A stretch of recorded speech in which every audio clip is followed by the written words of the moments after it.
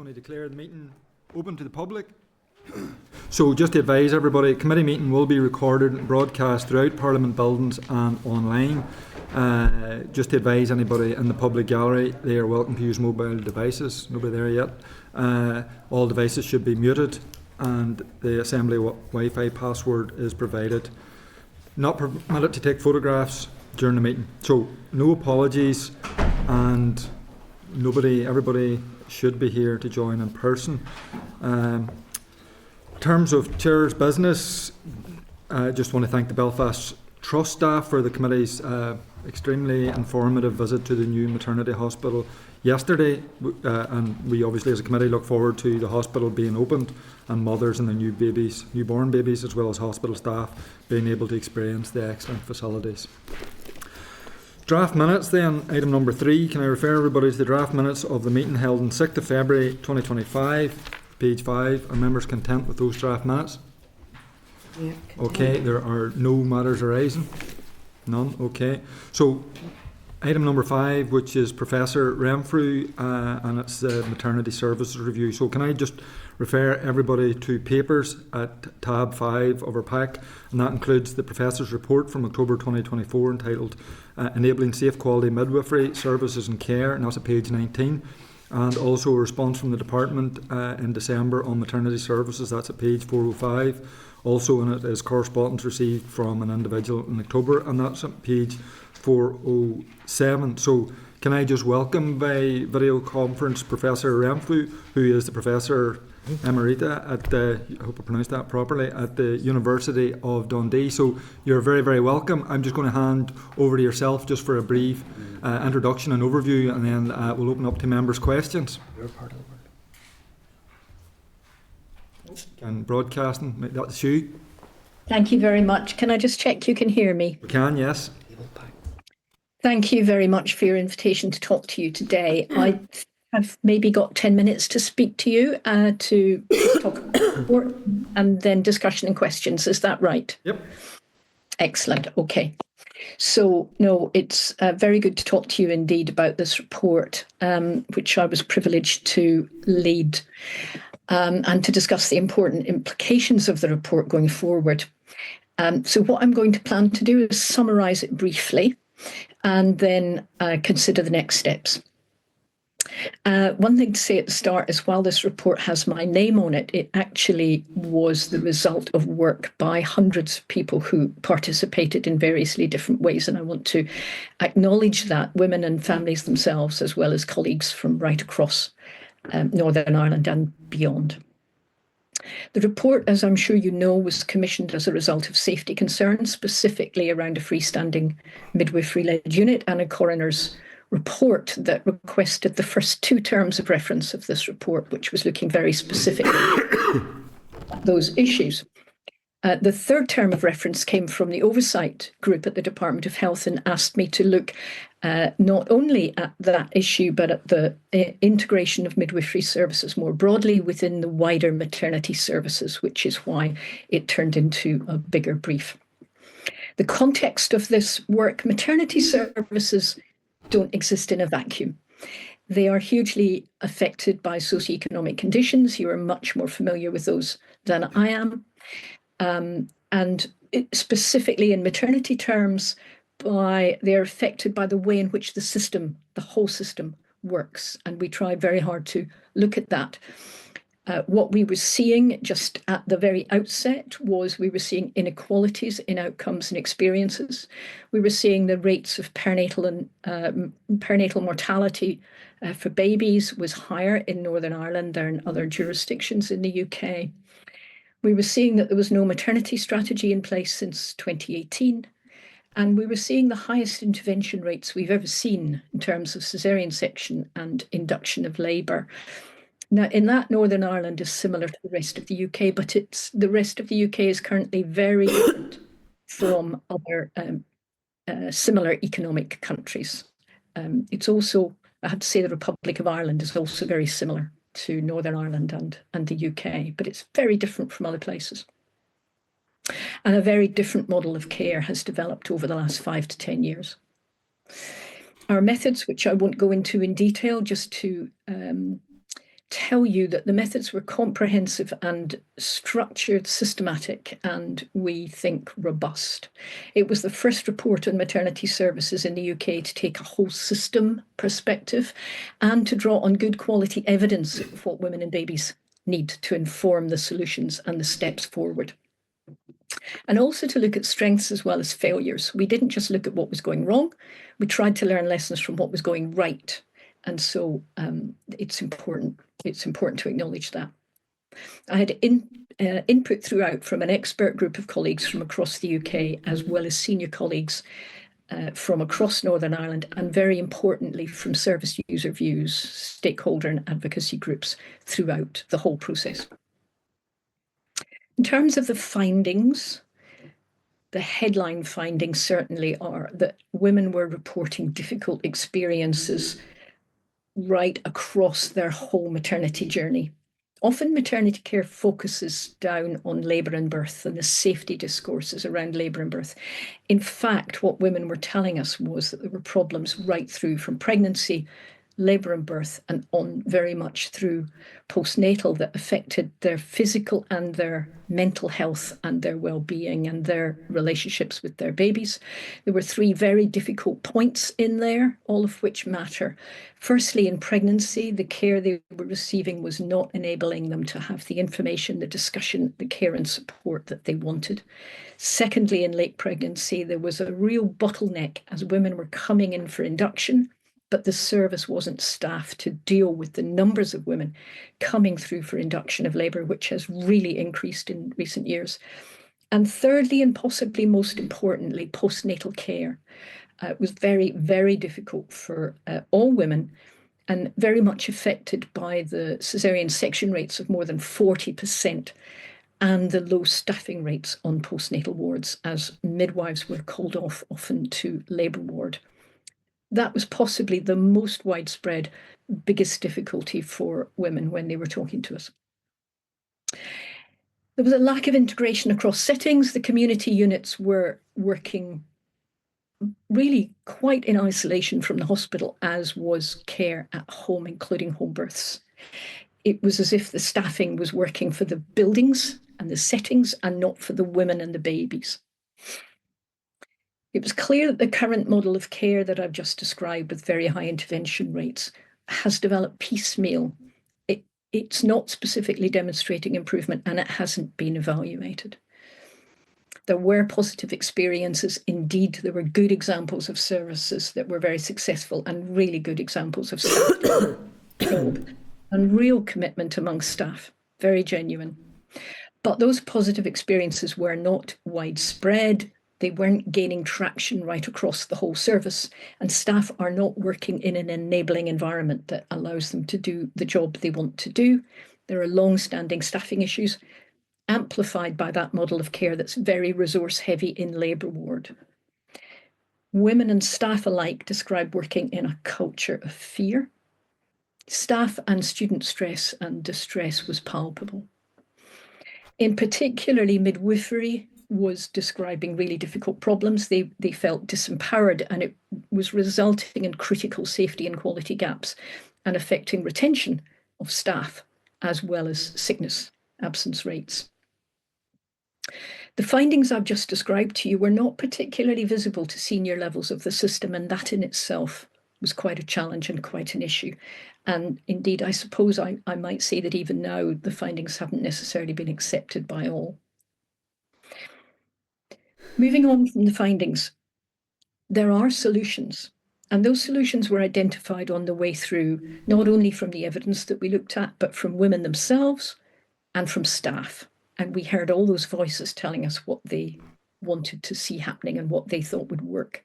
And we aligned that input with the evidence. And I do believe that Northern Ireland has a real opportunity here to create positive change.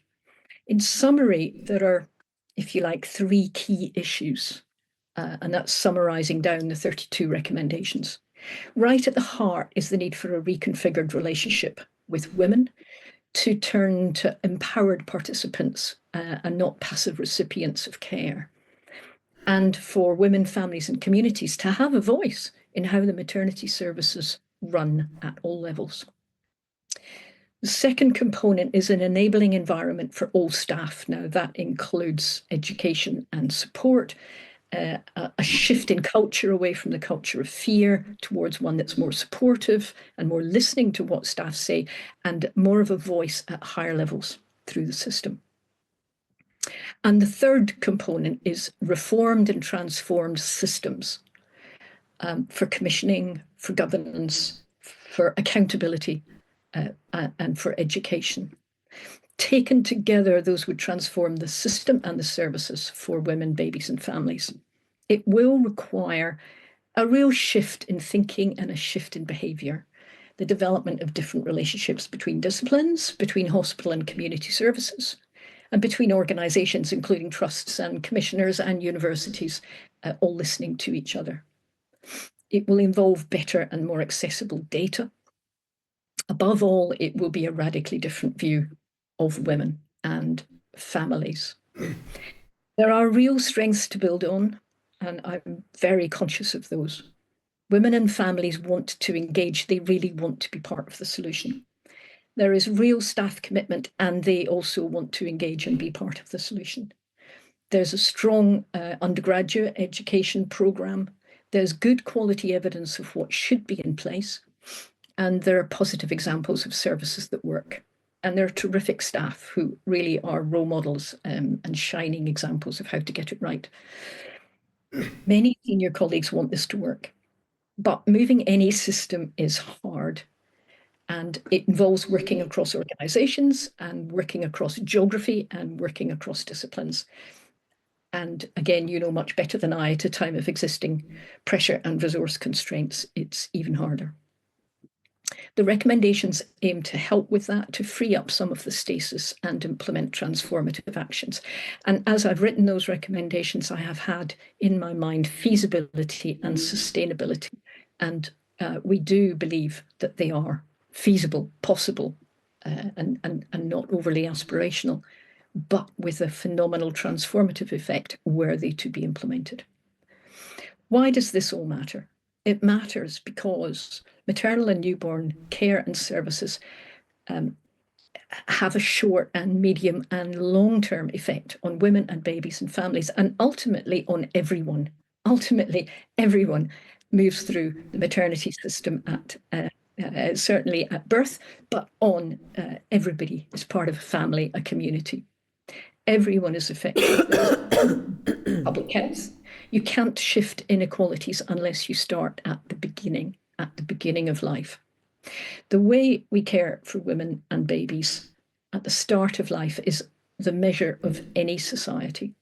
And I do believe that Northern Ireland has a fantastic opportunity here to get this right, given the phenomenal positive conversations I've had with so many people who want to participate. So thank you for listening to me, and I look forward to discussing this with you. Okay, thank you very much for that, Professor Renfrew. I'm going to introduce myself. I'm Philip McGuigan. I'm the chair of the Health Committee here, and I'm going to ask everybody else just to introduce themselves, given that you're online. Obviously, I'm going to caveat my comments, as you caveated in the report and in your contribution, that many women had a good experience throughout their pregnancy and interaction. But in parts, your report is damning. It's highlighting a disjointed service, inadequate provision, deficits in care, staff not working in good working conditions, lack of staff support. You then go on to talk about other things like the high rates of induced labour and cesarean sections, and all of this is leading to a quality care that, in some cases, and in too many cases, led to bad outcomes and experiences for mothers and babies. And just in your presentation there today, you said that some of the inadequacies and deficiencies weren't at the time visible to, I think you said, senior management or senior staff. So at the time they weren't visible, and you're saying currently some of the recommendations of your report aren't accepted. I would consider that very worrying from my point of view. I would maybe ask you to just elaborate a wee bit more on that particular issue, because that is concerning. Up To a point, it's not surprising that some of what was happening was not visible to senior levels of the system, because there has been no large-scale survey of women's views and experiences for many years in Northern Ireland. And so there hasn't been a systematic women's views and experiences. There has been a reliance on a system that is in place, but it's not appropriate to maternity care. It's called care opinion. You may have come across it in other areas of healthcare. The problem for relying on that as a way of gathering views involves women proactively logging on, filling in the form. And for reasons I have gone into detail in the report, in maternity services, that doesn't tend to work. After birth, women have their hands full, literally. And it's very difficult for them to find the space and time and to go in and tell people their views unless they're very specifically approached in very sensitive ways. So, if you like, there's been no straightforward mechanism for people at senior levels of the system to know that. The other reason why it's been difficult is that just because of the way in which senior management works, the most senior midwife in the system, the head of midwifery, does not have a voice through to the board in all trusts. And so that voice is carried by the executive director of nursing. I don't believe any of them at the moment particularly have a background in midwifery. They do fantastic jobs. Please don't hear me criticising. But what I'm saying is there's a gap between the day-to-day knowledge of what's happening in the service and the discussions at exec and board levels.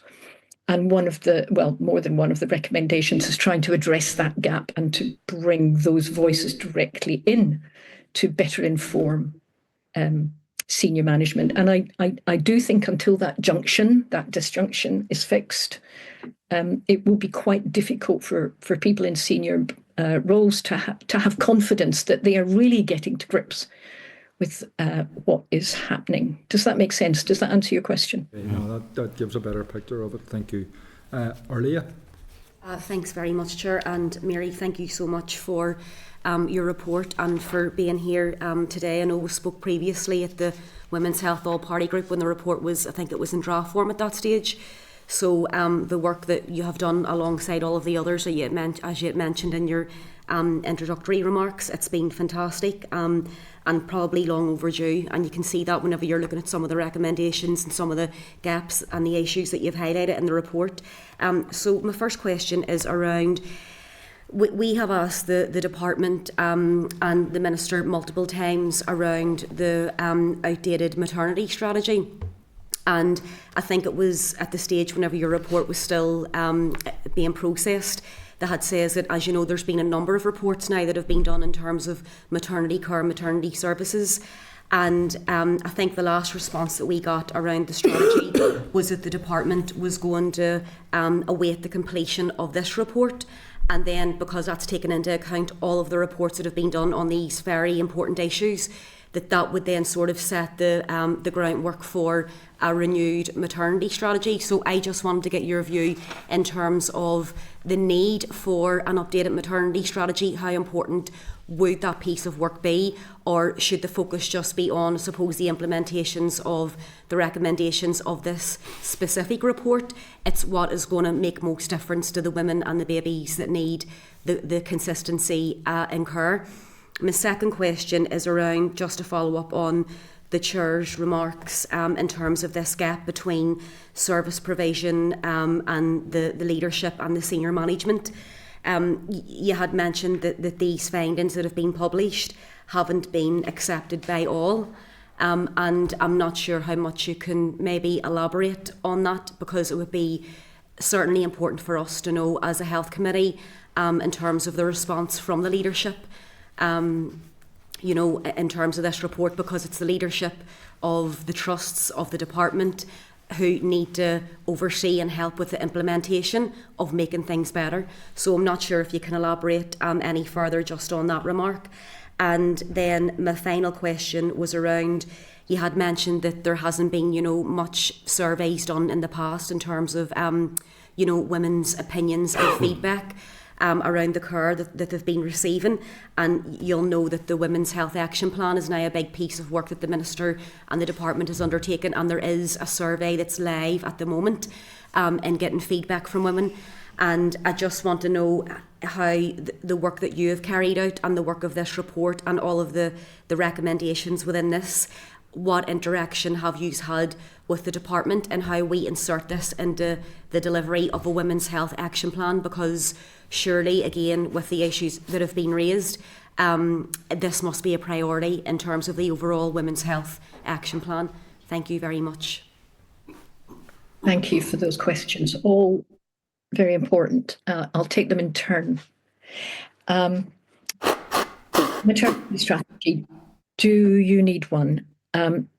One of the really clear things when I was talking with all the various different constituencies and groups and levels of seniority that I spoke with was the very diverse view of maternity and newborn services. And I want to, if I don't keep using the phrase maternity and newborn, please hear it, because one of the really important things here is not to separate women from babies. And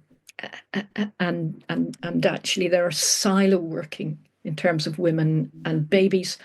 There's silo working between disciplines, there's silo working between community and hospital, big gaps, and certainly silo working between senior levels of the system and further down the system.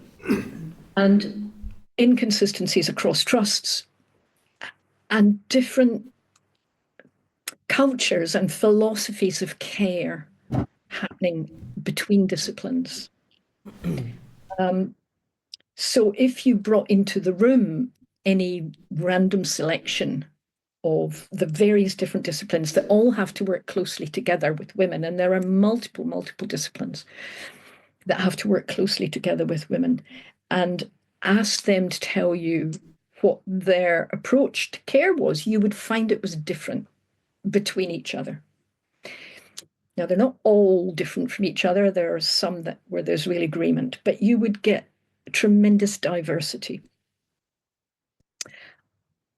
The only way to address that really is to have an agreed way forward between everybody, and to have an approach to care and a model of care that is shared across trusts, and it's shared across disciplines, and it's shared at all levels of the system.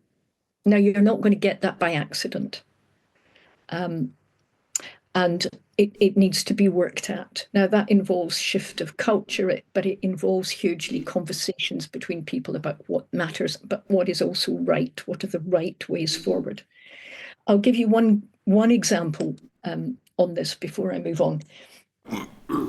Northern Ireland has brought in a policy of supporting continuity of midwifery care. It's a hugely important intervention. It has a whole range of very, very positive outcomes, almost more than any other intervention in maternity care. And it's brought that in 2 or 3 years ago, and was agreed very widely. But it's not hugely being supported by everybody or resourced at the level where it's going to really make a difference. And so you've got the midwives working really hard to put that into place, but you don't necessarily have the system. And by the system, I mean the board, senior management, and interdisciplinary colleagues really wholeheartedly supporting it. So that's already a diversity, if you like, an inconsistency in what one discipline's trying to do versus what other disciplines are trying to do, and different levels of the system. Women want it. They've made it really clear they want it, and the evidence base for it is very strong. So I do believe that without an agreed strategy between everybody, all the trusts and other organisations that work in the field, then you're not going to get the collaborative strength to move forward to transform the system, if I can put it that way. If you're going to move a system, everybody has to move in the same direction. Your second question was around the gap. in service provision? Is it accepted by all? Quite honestly, I don't know the extent of how it's accepted and how it's not accepted. I have had many conversations with colleagues and women and families across Northern Ireland. I haven't had very many of those conversations since the report was published because I haven't really been back very much. I came back for one workshop, which was really positively accepted. I do believe the Department of Health is wholeheartedly behind this. I have no reason to think otherwise. There's conversations about where best to put the priority and where best to put the resources, but those conversations are about logistics rather than the principle. I do believe that, and I've spoken with colleagues across the Department of Health in different arenas. I think inevitably, understandably, and not surprisingly, those conversations are in the trusts where people are trying day to day to do their jobs and deliver the care, and where people are. I don't have to tell you how stressed the trusts are on a day-to-day level. And the thought of kind of changing what they do under those levels of stress is difficult. And because these messages have not been heard clearly from other places, I think they have been heard from other places, but I don't think they've been heard clearly from other places. And because of the factors I just mentioned just now to the chair about how hard it is for some levels of the trust to hear these messages, I do think there is questioning and indeed pushback from some levels, but I can't quantify that. But I think it would be surprising if you didn't get pushback. I've run enough implementation projects in my career to know that there is always pushback. I think it's very important, having said that everyone involved in maternity and newborn care, and indeed in public health and everywhere else in Northern Ireland, accepts what's in this report. I have only recorded what I was told consistently to be the case. I'm a researcher to my bones, and what I do is I try and record what I hear. I don't over-egg that. I don't prejudice that. I write down what I hear. So what is there and what was scrutinized by many people on the way through its writing, none of this was a surprise to people when it was published, is what we heard. So it needs to be taken on board by all levels, including the boards, including the execs, right through. And Arlie, you had a third question there? Just around the women, I'm not sure if you'll have that detailed, sorry, Professor, just around the Women's Health Action Plan, and if you've had any interaction with how this report will fit into that piece of work. Thank you for reminding me. I haven't directly, indirectly, I believe that survey is being led by Dr. Jenny McNeil from Queen's University, who was very instrumental in supporting this report. So there's a kind of immediate bridge there, but whether she has the direction, the term of reference to really focus down on maternity care in that, I don't know. I think it would be very, very important to do that either as a separate survey or as an integral part of that work. Thank you. Danny? Thank you, Chair. Thank you, Professor, for your presentation and for being here today. I would agree with the Chair's comment earlier that it is a damning report. It is shocking, and some of the conclusions are shocking to read. You'd mentioned its shift in culture. What specifically are the key systemic changes that are needed to address the concerns that are highlighted in your report? That's almost the most important question, because until the culture shifts, I'm not sure that much else will shift. The current culture, as described to me by women as well as by staff, they could feel it, it was palpable, was what they called a culture of fear and risk. And that meant that staff were working in a way where they were anxious, rather than feeling confident, supported, that they were doing the right thing and that if something happened, they would be supported. They were making decisions in case something went wrong, assuming things might go wrong. And if things went wrong, that they would get blamed. So you could also call it a blame culture. And that means a certain type of care is given. It's a kind of just in case care.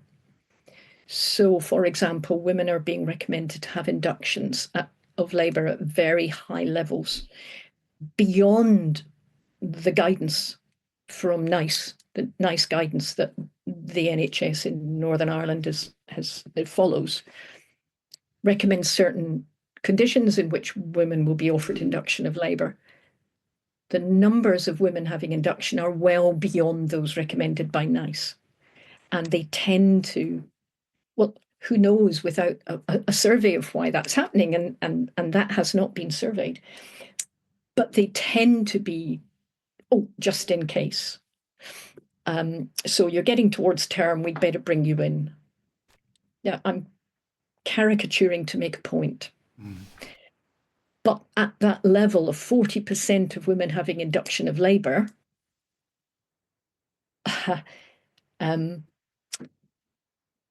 that's nowhere near NICE guidance. So it needs to be, I believe, scrutinised to see why that's happening. But it's a kind of just in case culture. What would shift that? Staff felt very unsupported. They felt that when things went wrong, they were being blamed. That when adverse incidents were investigated, that there was almost a kind of headhunt for who was responsible, rather than learning the lessons and moving to what we would call an open learning culture, and where the lessons become the important thing rather than the hunting for blame. And so that has led staff of all disciplines to feel fearful. It has a particular impact on midwives. And one of the things that's happened across the whole UK in the last 10 years is that midwives have received a disproportionate level of blame from some of the big maternity reports that have come out in England. And the work of midwives, which is in labour, let's just look at labour. Okay, let's lift labour out for a minute and set pregnancy and postnatal care aside. But the work of midwives in labour is to offer care and support and confidence and reassurance and skilled care to help women through to birth their babies. Now, of course, when things go wrong, that needs interdisciplinary care to act. But midwives' confidence in the work they do has, to an extent, been challenged and undermined. And it's quite hard for them, I believe, to feel really confident that they can carry on with that reassurance and confidence and really help women through what might be quite a challenging labour without doing this just in case action, which means that not only are the caesarean section rates across Northern Ireland in my report recorded as 40%, but currently in some trusts they are over 50%. Okay, so they're still going up. My point is they're still going up. Now, those are not, they cannot all be life-threatening, life-saving decisions. Important a caesarean section is, half of women section, it's hard to credit that will be as a life-saving intervention in every case. So there is this kind of act just in case thing, and that is that culture of fear. What would help? There's a number of steps in the recommendations that would help, but you have to see them as a piece. First of all, as a step back from the blame culture, putting in support for women support for staff, excuse me, to feel that they are supported in their jobs, and that if things go wrong, as they do in maternity care, that they won't necessarily be blamed, that actually they will be understood, they will be supported. And that when that's investigated, that everybody will learn the lessons. In that, there's a kind of, what's another factor? Another factor is that individual staff are often carrying the can for the problems of the system. If there aren't enough staff, and there frequently aren't enough staff, and people are running between different jobs, different women at the same time, it's very, very difficult always to get it right. Now, it's important to say here that I do not and would never excuse bad care. That's not my point. My point is very difficult for staff to feel confident, supported, enabled in their jobs right now. And in maternity care, that really matters. A sense of anxiety in a labour ward affects the staff, and it affects the women, and thereby it affects the course of the labour. It's a very direct physiological pathway from anxiety hormones to labour not going well. I don't think I'm answering your question particularly well, but I think in terms of the steps that I laid out a minute ago, at the heart has to be a reconfigured relationship with women, for women's voices to be heard about what they want and about what the services should look like. A reconfigured relationship, one could argue, with staff, to hear what they think is needed. I can tell you that lots of the staff told me things that they needed and that I saw were needed and they knew were needed. And then systems to make sure that they're provided with that. Thank you, Professor. Thank you. Diane? Thank you, Professor Renfrew. Diane Dodds, MLA for Upper Bann. What you have described for us is almost frightening in many ways, and describes a situation that I think is dysfunctional, but whether it's senior staff to midwives on the ward or whatever, but I do think it is very difficult. We've just finished a conversation about the levels of C-sections and inductions in Northern Ireland. And yesterday we were on a visit as a committee to the new maternity hospital. And I did ask about the number of C-sections and inductions in Northern Ireland and the reason for those C-sections. And I was told very briskly by the consultant on duty that the C-sections were a clinical decision.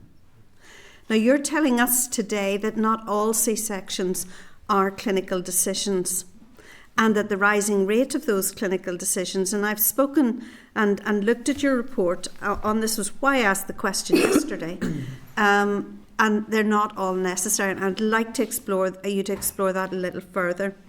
The second thing I'd like to ask about, one of the things that we lack in Northern Ireland, we don't have a mother and baby unit for those women who suffer from postpartum psychosis. And what is the impact of that in Northern Ireland and on the healthcare in Northern Ireland? And we've talked a lot, and that's really my third area that I'd like to explore, about the impact on midwives of decisions not being clearly communicated between senior staff and midwives, or the lack of staff on wards, etc. But there is also another element to this, and that is the impact on mothers and children.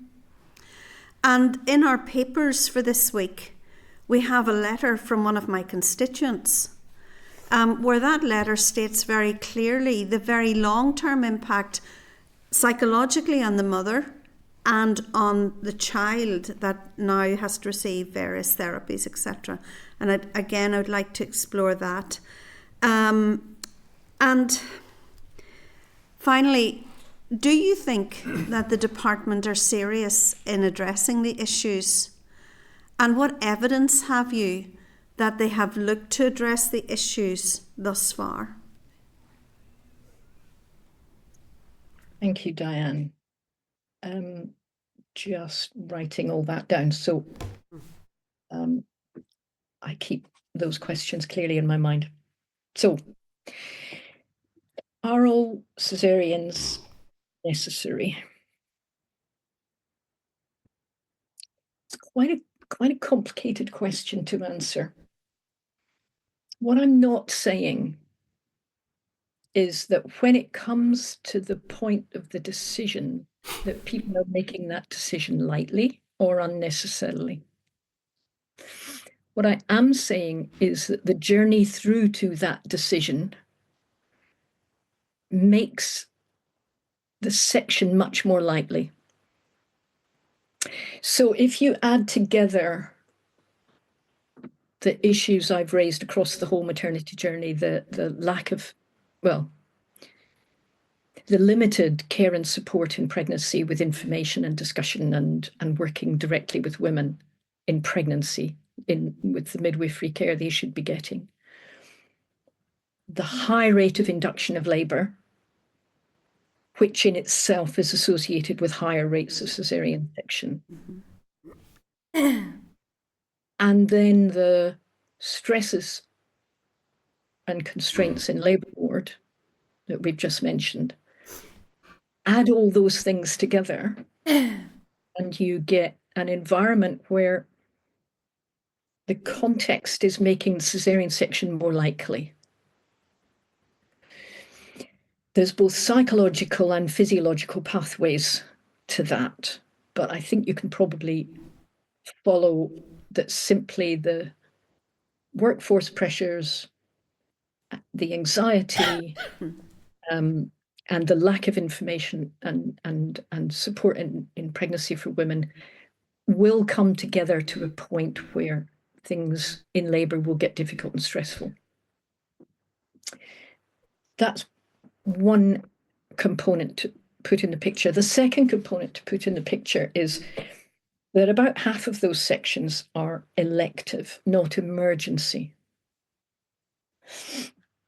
And they'll be elective for a number of reasons. Some of those will be clinical decisions around the potential for that birth to be difficult.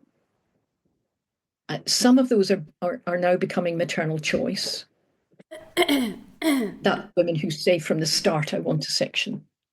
Now, that in itself is a very complicated thing because, of course, women are responding to what they see, to what they read, to what they hear from their friends and family who've been through the system. And if you look at studies of women who request caesarean section, if you listen to the women I spoke to, they're anxious. They're scared. They don't want the kinds of experience they're hearing, which might be a long, complicated labour and then an emergency section. So they want to avoid that. So there's a mix of things going on here. One of the things that happens in a clinical decision is a risk assessment. So any clinician making a clinical decision will be doing a risk assessment of what's in front of them.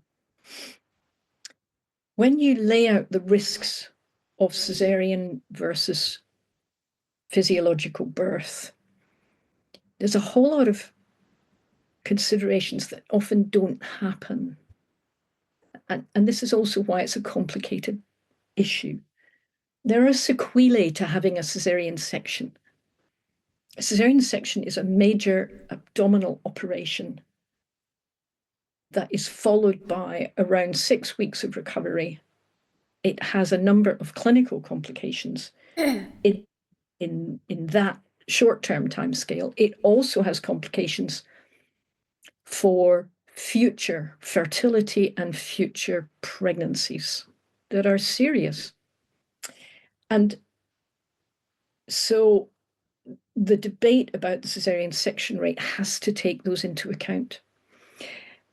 And what I've said in the report is not we should reduce the rate of caesarean section. What I've said in the report is we should assess and evaluate the current model of care including the high induction cesarean section rates, and including the way in which care is given right through the whole maternity journey, pregnancy, labour, birth, and postnatally, to work out whether it's actually improving outcomes. Because if you look at the outcomes have been getting worse, not better. Okay? So we have at the moment no evidence that the current model of care is working in terms of improving survival rates, at least.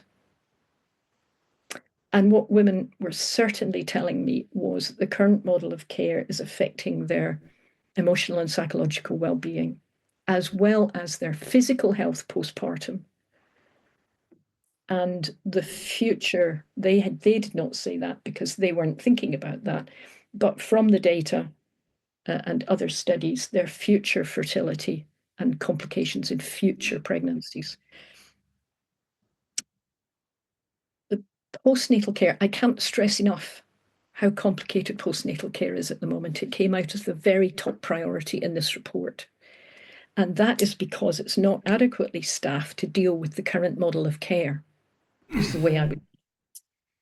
And women who are just out of cesarean section find themselves post-abdominal, major abdominal surgery with a baby to look after, okay? I will also acknowledge the women here who have perinatal loss and are also struggling in postnatal care, of course. And staffing in postnatal care is not a priority. So midwives are getting pulled away.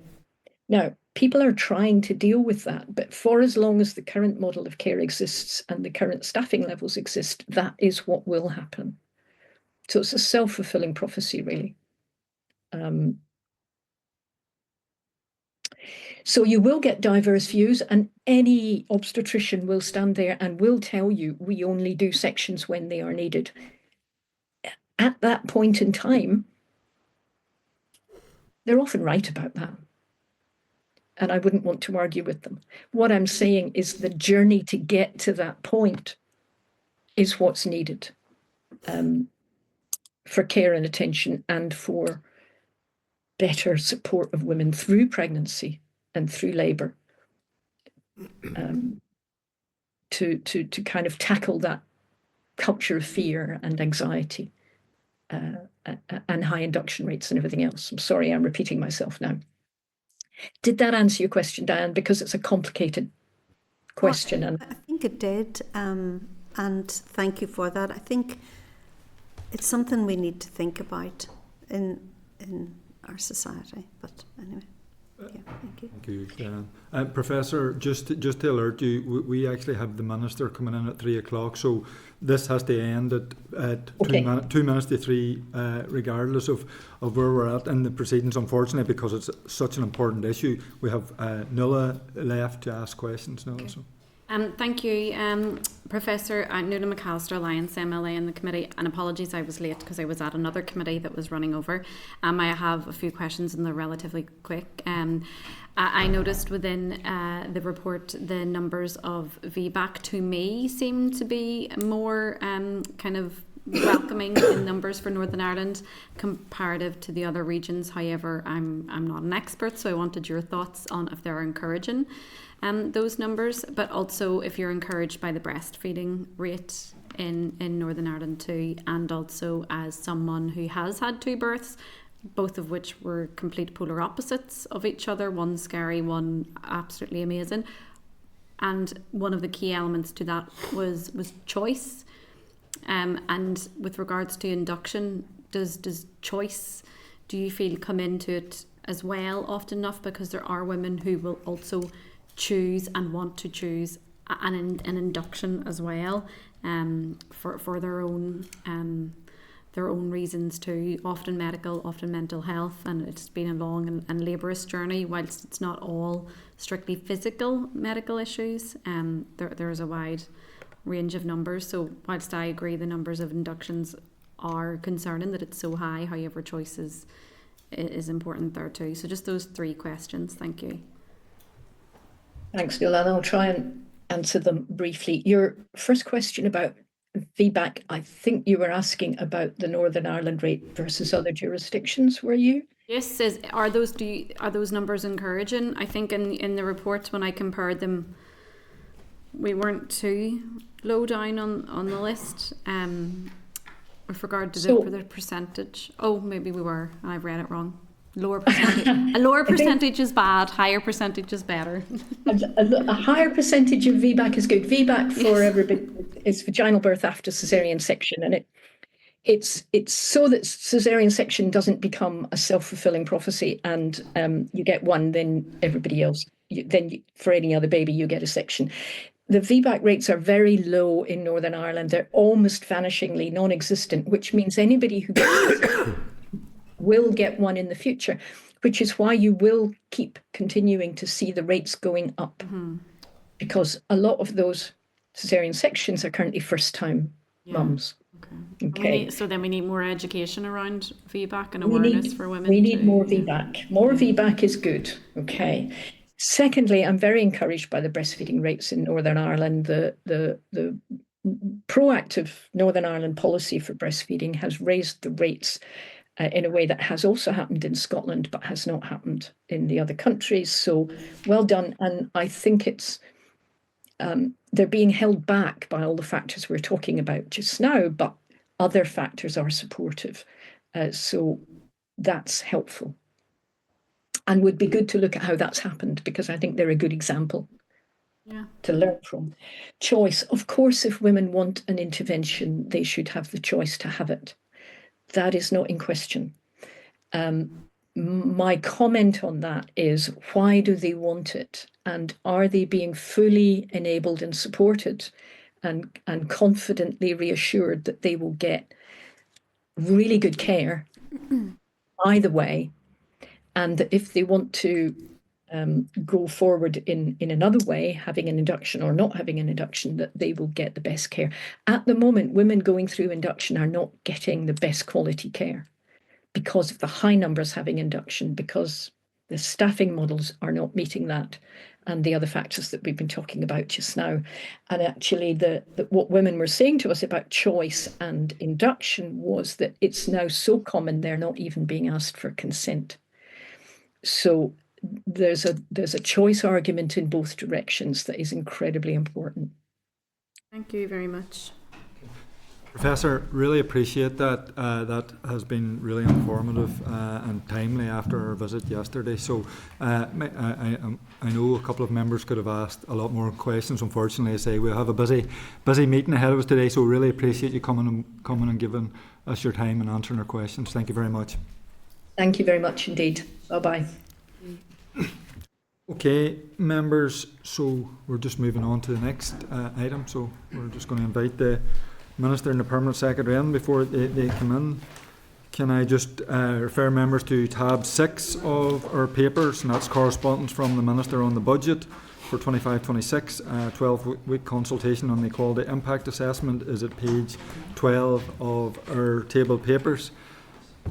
So can I welcome the Minister and the Permanent Secretary to the committee. Just to remind the Minister, we have 90 minutes and the session will be covered by Hansard. So I'm just going to hand over to yourself, Minister, for a few brief opening remarks.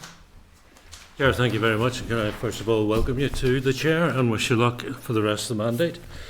I know you want to discuss the 25-26 budget, but before we do that, could I just emphasise on a positive note, we've got some great opportunities here to make things happen. So, for example, a couple of days ago, we made sure Northern Ireland's going to be included in the UK-wide tobacco and vapes bill. That's going to change forever society's attitude to smoking. A new generation growing up smoke-free. I'm also very keen, as I think you know, on minimum unit pricing for alcohol, and that does relate to areas of deprivation and an increased use of alcohol in a harmful way. But I do need executive support for that, and that's not over the line yet. Plans to bring forward a new obesity strategic framework should be very welcome, I would have thought. Plans to put in place a new lung screening programme and expanding the bowel screening programme. I'm very pleased my Live Better initiative on health inequalities is now underway, and that's bringing services and support to deprived areas that need it most, getting it as close to the front door as possible. And all the evidence I see suggests that that means intake will go up. And properly tackling those health inequalities and improving population health is going to require a whole executive approach. Having a good job, good housing, good education, good environment, all go together to improve those outcomes. So I make no apologies for again stating the executive will need to collectively prioritise health. So to the draft 25-26 budget, I've already set out my position in a written statement to the Assembly last month. In summary, Chair, my department's proposed allocation represents a 2.6 increase in funding compared to 24-25, when all the in-year allocations are included.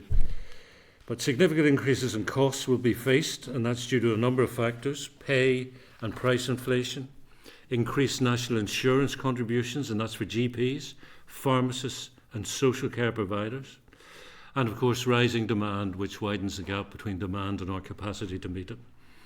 So as a result, I believe my department is projecting a funding gap of some £400 million for 25-26. The health and social care system will be asked to deliver in the region of 200 million, and that's in new savings for the second year running. That's a very ambitious target, Chair. It's a very challenging target. Savings on this scale will inevitably impact services, so it's not without risk. You know, I have said previously, I will not stand over catastrophic cuts. And even with these savings factored in, I would anticipate significant in-year monitoring round allocations will be required to achieve break-even. The draft budget provides no additional funding for waiting list reductions, not a single penny. Yet money has been found and allocated over and above departmental baselines for other priorities, such as childcare, and I accept childcare is very important. This will be the second consecutive year where no such money for waiting lists has been provided by the Executive, despite waiting lists having been identified as one of the 9 programme for government priorities. The elective care framework, which was published in 2021 and updated last year, sets out what we're doing, what we plan to do, and what else we could do if resource permitted. Significantly, the level of additional spending on health above that in England is now projected to be at a 10-year low in 25-26 based on this draft budget. That projection is the additional spending will be only 1.5% higher, significantly out of sync with the greater levels of need for health care here. The Fiscal Council of Northern Ireland in 2022 reports that their report suggested a 4 to 7% health spending increase was required compared to England. The earlier Appleby report cited 7%. Social care adds to that level of additional need, with the Appleby review indicating health and social care together needed a 9% level of additional need. So to be clear, that means we can't match the standard of service delivered in England unless the Department of Health here receives up to £109 for every £100 provided in England. And that, Chair, is the summary position. We could now fall into the traditional tit-for-tat exchanges about the health budget that all too often break out in the Assembly. These invariably involve calls for health reform and transformation, without ever defining what that actually means. Calls to make savings through health reform and transformation, despite key reform measures requiring upfront investment, including investing in care outside of hospitals and in digital solutions. We also regularly see vague calls for efficiencies, conveniently ignoring the unprecedented 200 million delivered in this financial year. The stark reality, Chair, is we need to be honest about the current and projected demand pressures on health and social care. Frankly, there needs to be a reality check. The notion our health budget shouldn't grow any further is frankly delusional. Demand is always growing, and the pressure for increased spending across many different services is frankly immense. And members, I believe, from all parties know this.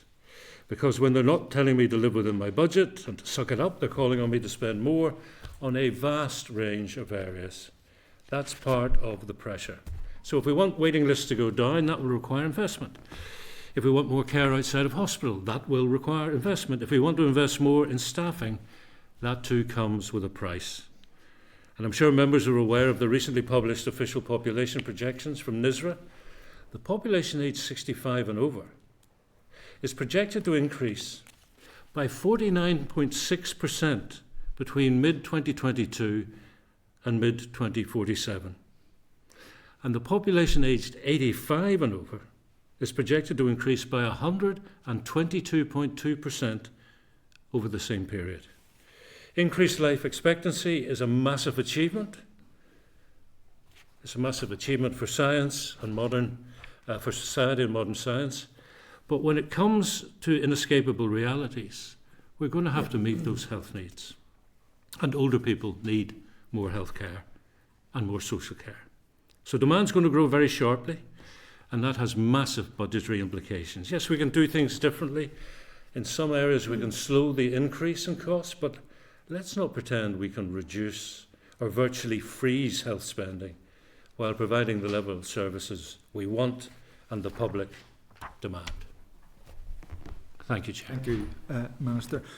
Minister, we have 90 minutes and we have a lot to cover, and I have allocated a fair amount of time to each member, so we would all appreciate, we're going to try and ask as many questions as possible, so we want succinct answers if possible to allow us to get through as much of this as we can. So you said there in your brief introduction that you talked about the spent in the next year and where resources are going to, and you mentioned it's the department's intention, or I'm asking, is it the department's intention to assist with GPs, pharmacists, dentists, social care providers with regard to the national insurance rise costs imposed by the Labour government? Is that an intention of the department to assist with that? Well, I've written to Wes Streeting, the Secretary of State for Health and Social Care in London, to point out the implications of this national insurance increase. I also wrote to the former Finance Minister, Kiva Archibald. So we've got a £400 million gap in our analysis of the draft budget. How we deal with all the pressures, not just the pressures on national insurance, is something that we're just going to have to work through. And as I say, without significant allocations in year for monitoring rounds, it is going to be well nigh impossible. I am reflecting as we come towards year end of how close we've come in terms of savings to catastrophic cuts, and we haven't gone there. But when you think that 200 million is already done, but we've got to do another 200 million in the next financial year, we're going to sail very, very close to that line. I'm not sure if that was a yes or no to my question. Well, if you say, are we going to dip into and pay it, I cannot say we're going to do that. Okay. So, I mean, obviously we're all aware, and we're not going to go into a debate about our public services and how we've been decimated over the last 15 years by successive governments. All of that's true. It's particularly true that it has a severe impact on health, and that's felt by our population. So, I mean, I think that should be a given by us all. But I'm sure within your budget of 8.4 billion in terms of the services, there will be some services of underspend. I mean, can you maybe identify where those are likely to be, and if that is the case, where that money will be diverted?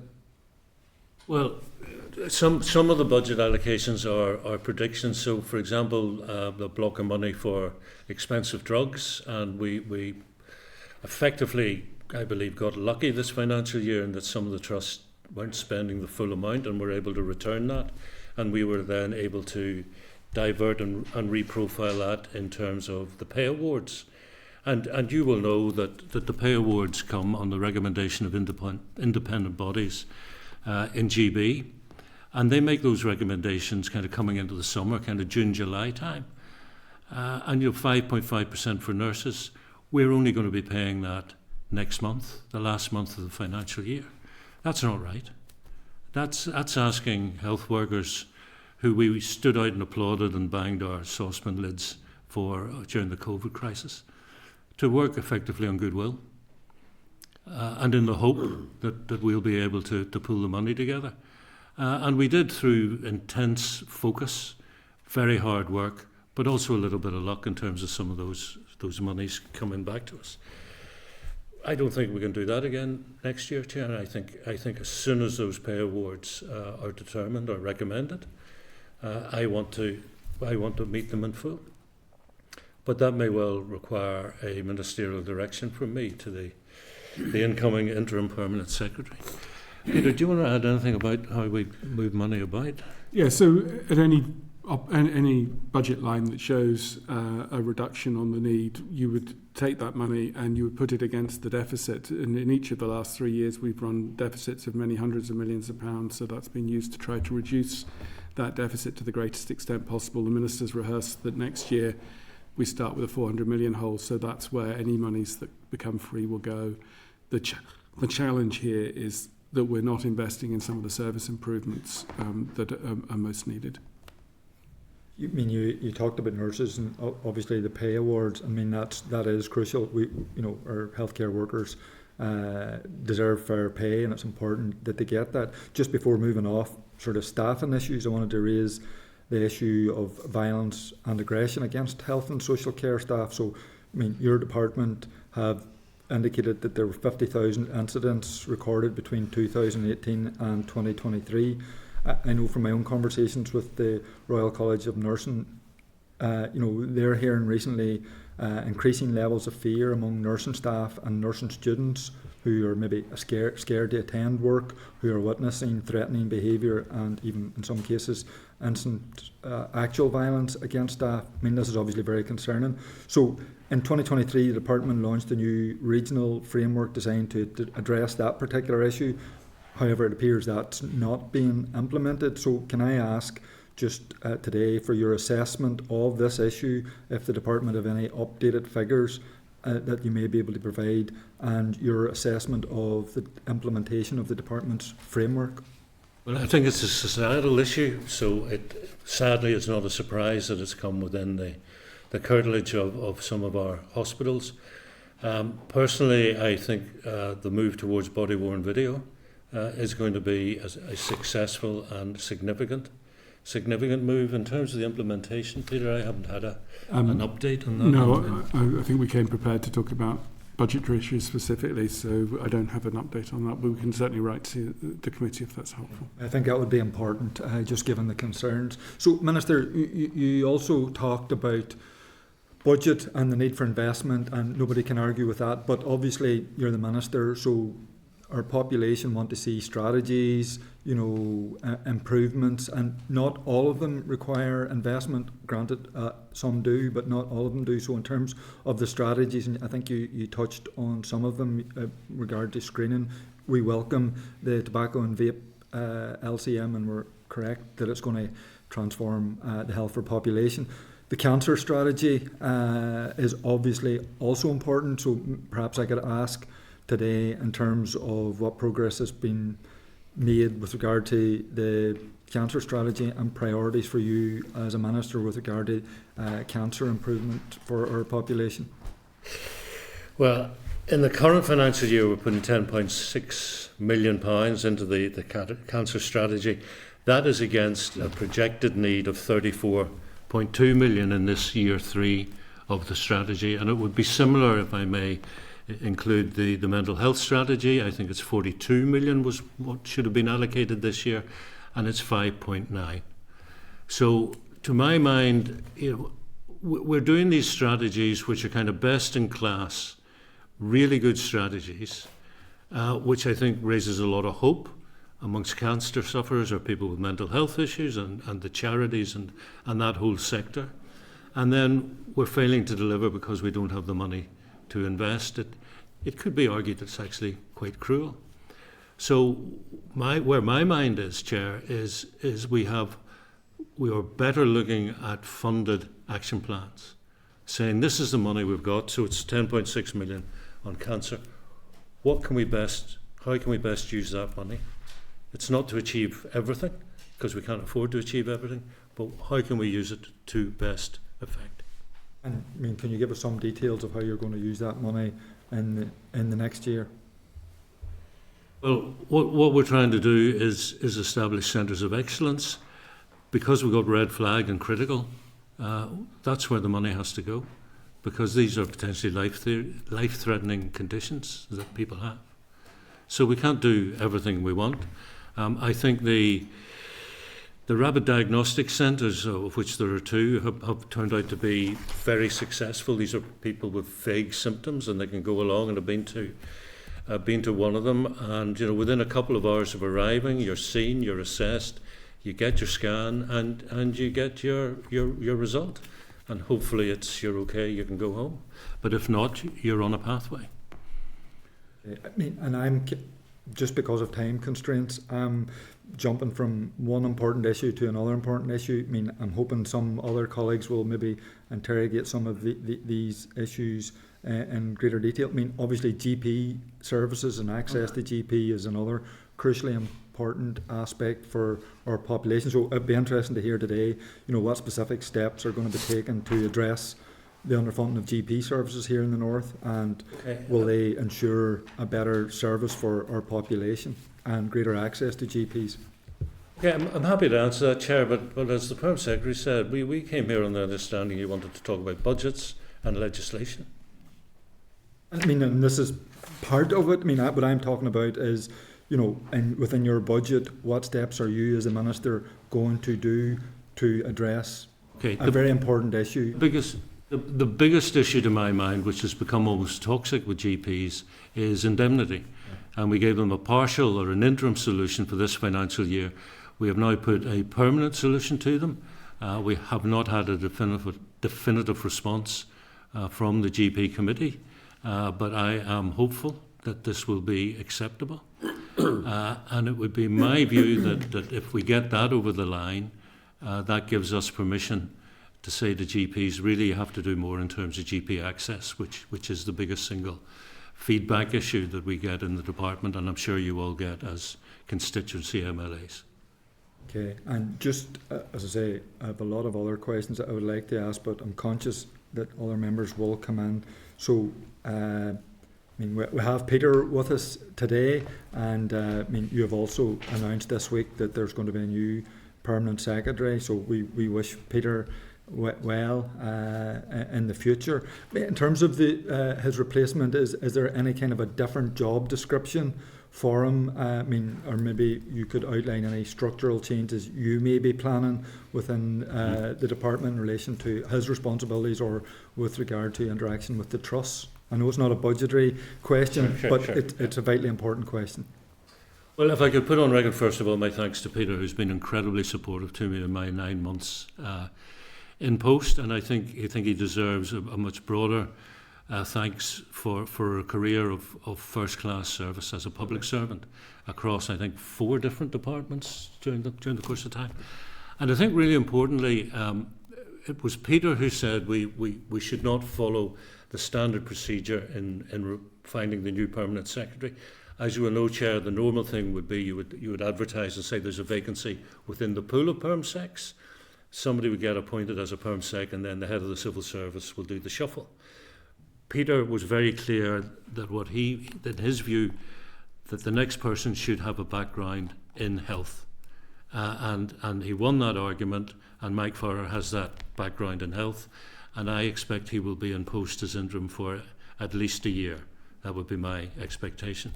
And I think Peter deserves credit, because we were at an event together earlier today, and everybody who knows Mike Farrer is saying what a great guy he is, and Peter's prepared to listen to that for the remaining weeks, because he knows it's the right thing to do. The Perm Sec is also the Chief Executive of the Health and Social, of HSC, Health and Social Care. So there'll be no change in that title. Mike Farrer will be the Chief Executive. And underneath him, we currently have an acting Chief Operating Officer. Yes. And it is our view that should become a permanent post, which would require advertising. But at the moment, Tracy McCaig is acting Chief Operating Officer. So those would be the 2 positions. Somewhere along the line, this idea of a czar got into the public domain, and I was doing a live radio show when this was thrown at me. I had no idea where it came from. But there is no czar as such, but you have a chief exec of HSC, and then that person will have a chief operating officer. I thought the czar idea came from you. You're saying it didn't. No. I have some sympathy for Peter, just in terms of your engagement today, because in the week and a half that I have took over the chair, all I've heard about how good Liz Kimmins was as chair of the health committee, and she certainly was. So I echo your comments with regard to Peter. I've had a long engagement with him in 3 of his departments. So I'm just going to move on. Diane? Yes, thank you. Just to go back to the budget, which I think is important. You talk about a 2.6% increase on the end of year position, but surely you should be comparing like with like as the beginning of the year position, which would give you an increase of almost 8% over of where we were at the beginning of 2024. And I understand in-year monitoring is very, very important and will be very important this year as well. But I do think it is important to actually compare like with like. So I just want to set that out as a first run. The second thing that I wanted to raise was, gosh, if I can find it now, I can. Yesterday we paid a very good visit to the new maternity hospital. And it is a fabulous facility and will be an enormous change for mothers and babies and parents who have to stay with very ill children from right across Northern Ireland, and that's brilliant. And I do look forward to being up and running, but if you have any update on the additional costs that will require would be good.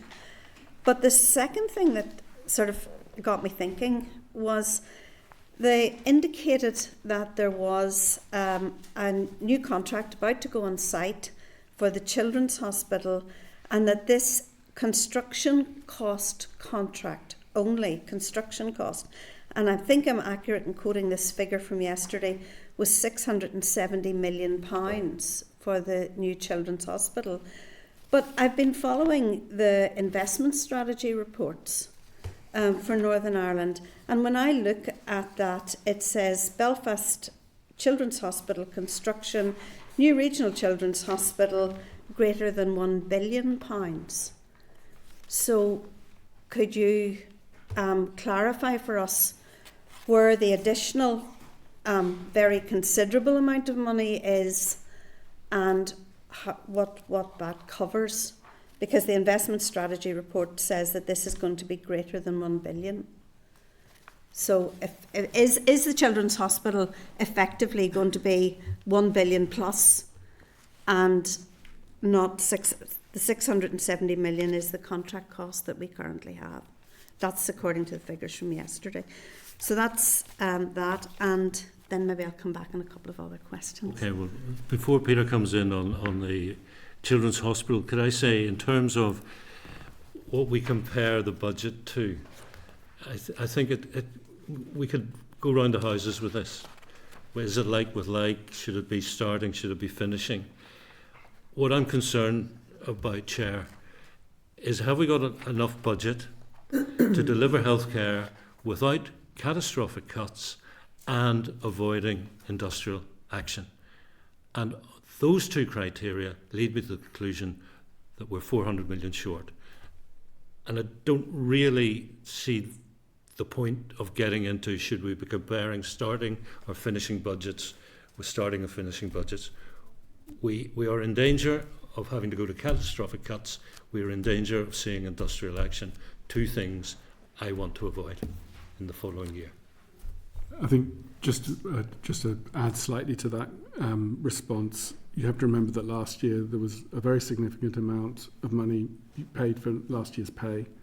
I think if you start ignoring the impact of last year's pay on the budget, you end up with just a distorted picture, which isn't sensible or reasonable. In relation to capital, the number that I recognise for the cost of the Children's Hospital is in the high 600s, so it's the 670 million. and I'm happy to look at the source of the over 1 billion and write to the committee to explain, if I can, where that's come from. Well, it's coming. I mean, I don't understand this quite. It's coming from an investment activity report for the Department of Health. It says greater than 1 billion. So it's not. I'm not saying I'm not saying you're making it up. I'm just saying. I'm not sure that I'm not sure why no one understands where it's coming from. That's it there. It's in our table papers every kind of bi-monthly, I think. And I just happened to, when I looked at this, I thought, I've seen that somewhere different. So I'm happy to look at it. Yes, I don't recognise it. I think we need to understand, is the cost of the Children's Hospital 1 billion plus, or is it 670 million? Is that a Department of Health document? I thought it was an investment strategy. It's the investment strategy report. It's the tracking document for the Department of Health. We may well have. I'll need to look at it. Presume those are figures that you've given to the investment strategy report. So let me go and explore as to where those numbers came from and reconcile that for you. Excellent. No, it's just important to be accurate so that we fully understand what the total cost of it is going to be. I think it is imperative that it is built. So I'm not suggesting that. But I also think it's important that we track public money appropriately, and that is important. I referred to the beginning and the end point of the budget just for accuracy. I think it is important to be fair that the budget is significantly increased. My understanding is the start-up position last year was 7.8 billion. It's now 8.4 billion. That's a huge amount of money, and really important that we're correct in that. Can I ask another question? And again, you may have to come back to me about this one. But I was given this by a constituent, a teacher, where the Belfast Trust are offering to pay for substitute teachers for teachers to be released to come for sexual health training to be able to teach RSE. Is that the role of the Trust? I guarantee. I realise that you may not understand this. If you could provide the information, then I will certainly provide that information. But the Belfast Trust is offering schools £130 per day to pay for substitute teachers, so that teachers who may teach RSE will be able to go on a day course, and then they're offering to come into the school for half a day for a whole school development session. And I was just wondering, is that the role of the Trust or the role of education? It doesn't sound to be a core part of the Trust's activity, but if you could provide the information, we will get more. I will absolutely provide. I just think that's quite an important, I think, because we do need, and you've indicated that savings need to be made, but I don't understand why we're doing something like this. Well, without commenting on the exact detail, there is a huge overlap, particularly between ourselves and justice and between ourselves and education. And I think it's right in terms of delivering joined-up government that cooperation exists. The longer I'm an MLA, the more I think there are very, very few issues that can be addressed and solved by a single department working in a silo. So that's a general point without being specific about that. And I accept that entirely. And I go back to an issue that I raise frequently with childcare services in your department, and that is that issue of bail fostering. And in the Southern Trust, we have a very well-developed programme of fostering young people who would otherwise be in prison waiting trial, and amazing people take these young people and foster them for a period of time. But there is that is always only funded by the Southern Trust and not in conjunction with the Department of Justice, which it seems to me, following up your point, it should be, is really important. I also want to just ask a further question about GP out of hours services, and I know you're not here to do that before you tell me, but I did receive an email from a constituent at the weekend, very, very distressed, that when they phoned Craigavon, they couldn't get a GP, I have since established that there was no GP on duty at that particular time in the Craigavon GP out of hours service. Could we get a brief from the department around the GP out of hours services, the issues around staffing of those GP out of hours service? Because I'm told that this is not a one-off issue and has been going for quite some time. But I would appreciate a follow-up on the Children's Hospital and the potential and whether the investment strategy is accurate or not. It was in our table pack, so we'll provide that information of where it came from. Yeah. Going to move on now, Linda. Thank you, and thank you to you both for your presentation, your answers so far. And Peter, I wish you all the best in the future. I've worked with you both in health and justice because I get all the nice jobs. But no, genuinely, we've always had a good working relationship, and I really wish you all the best in the future. And I hope this new person coming in is going to fix everything. That's my wish for this year. Just specifically on the budget in relation to the announcement that you made, Minister, and I don't have the exact date in front of me, but in relation to the 13 million additional around respite care and therapeutic services for young people with learning difficulties, and obviously the additional 2 million this year. So just in relation to that, do we have specific plans from all the trusts of how that money is going to be spent? Is it all going to be spent this year? If not, is there flexibility to allow them to spend it in the new financial year if everything can't be put in place in time? I'm going to let you answer that first, and then I can come back with it rather than.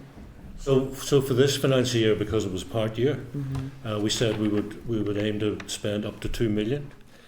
Currently, we're looking at 1.377, which you might consider disappointing, and I mightn't disagree with you. But actually, to deliver healthcare as a matter of principle, you tend to need 4 things. You need buildings, you need equipment, you need medicine, and you need workforce. And if you don't have the workforce, it doesn't matter what buildings or equipment or medicines you have. You need the properly trained and motivated workforce.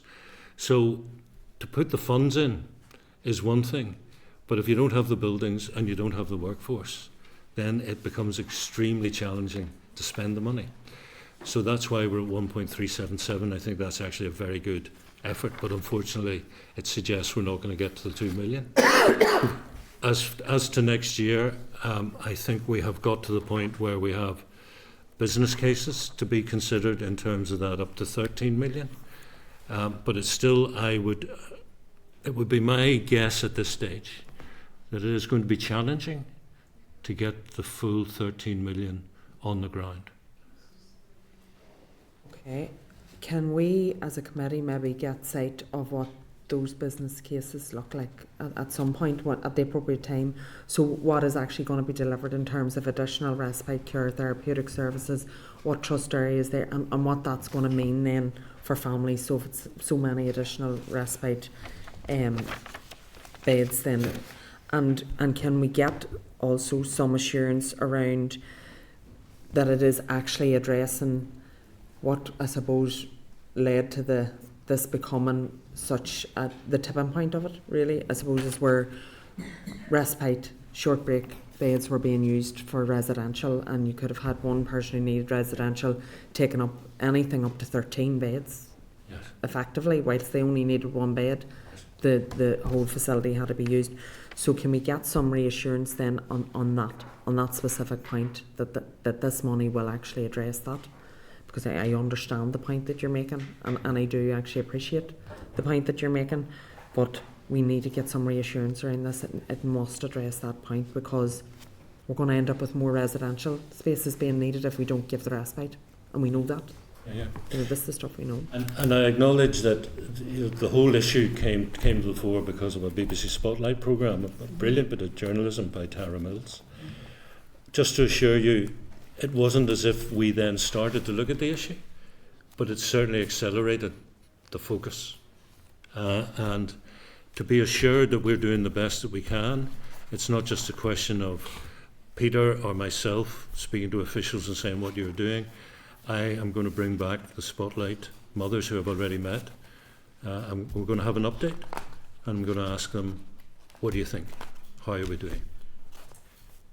I appreciate that, and I think those mothers were very brave in doing what they done. Unfortunately, we have been dealing with mothers and fathers and families and carers like that for many, many years, and those are thankfully the voices that represented those families. But we need to be sure, I suppose, making sure that this has an impact for all families, because we know that there are so many out there in the very same position. Yeah, well, So- just to be, I'm looking at them almost as a focus group. I'm not saying if No, we no, I satisfy understand that. I those understand. 4 families, we've cracked it. No, I But if those absolutely. 4 families are saying you haven't cracked it, And that's good they evidence to need my mind. the support. So can we then get the details specifically going forward? Can that be brought back to the committee? So I suppose that's my ask today. Can Just we looking for an specific- update on where we are. Absolutely specific detail on how you plan to spend that money and the difference that it's going to make. I think that's really important. Then in relation to domiciliary care, so do you have any detail, or will you be able to provide us with any detail on if there is currently any information, or if there's work ongoing to work out what the savings would be if we can actually, I understand there'll have to be money spent to save, so what the savings would be if we had the appropriate amount of domiciliary care packages, if we were able to move enough people out of our hospital beds. We know the cost of keeping people in hospital is exponentially higher than having them at home in their own homes, so there are savings to be made. And I understand, because I think it was actually yourself that made the point before, that when that bed becomes available, somebody else moves into it, but that doesn't take account of the uncommissioned additional beds that are required, because we're not moving people through the hospital. So where there were, I think, 43 additional beds in one hospital uncommissioned, so that's an additional cost. So if we don't already have that, can we get that at some point if there is work ongoing around that, to understand what the savings could be? Yeah, we can certainly, we are working on that, but as you suggest, is about the flow. And the problem over the winter was the lack of community capacity, and that will remain a problem until we solve it. So it's partially about buildings and beds, but it's also about the domiciliary and home care packages. And we have committed, I have committed to the real living wage, which I think is our best assessment of how to make it a more attractive profession and to actually get the workforce numbers up to where they need to be. And that will take a little bit of time to see whether that actually delivers the results we hope and anticipate. I appreciate that it will, and as I say, then if we can get an idea of the savings of that will be made by providing that, because I think there are other things that could perhaps be done. I think the real living wage is a very, very positive step, and those staff more than deserve it. But in areas like mine, rural areas, there are other challenges around travel and the cost of that, and the travel between one house and another. I also think some of the pilot work that has been done around, and I really hope this is where we're all going to move towards, around that specific, what is actually needed by the person who needs the care, rather than the what do we think we can do. So 15 minutes in the morning rather than 15 minutes in the afternoon, 15 minutes in the evening and night, rather than saying what do you actually need. And I know there's been a significant amount of work around that. What I want to see is that it's not a pilot, and I can't believe I'm going to say I agree with a former SPAD for the DUP who was on Talkback this afternoon, but he actually talked about the pilots, and we could be piloted to death. And that's the one other thing that I do think we need to address. If we're going to invest in pilots, ensure we have the money to roll them out.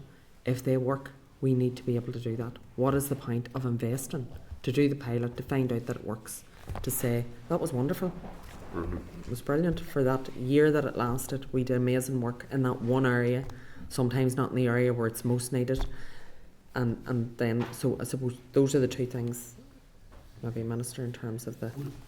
So just on the, we can certainly give you a cost of the average escalated bed in a hospital.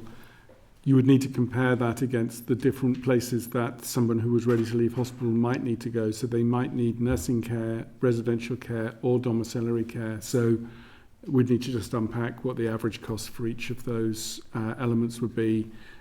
It is a bit more difficult because you'll understand not everybody needs the same level of care.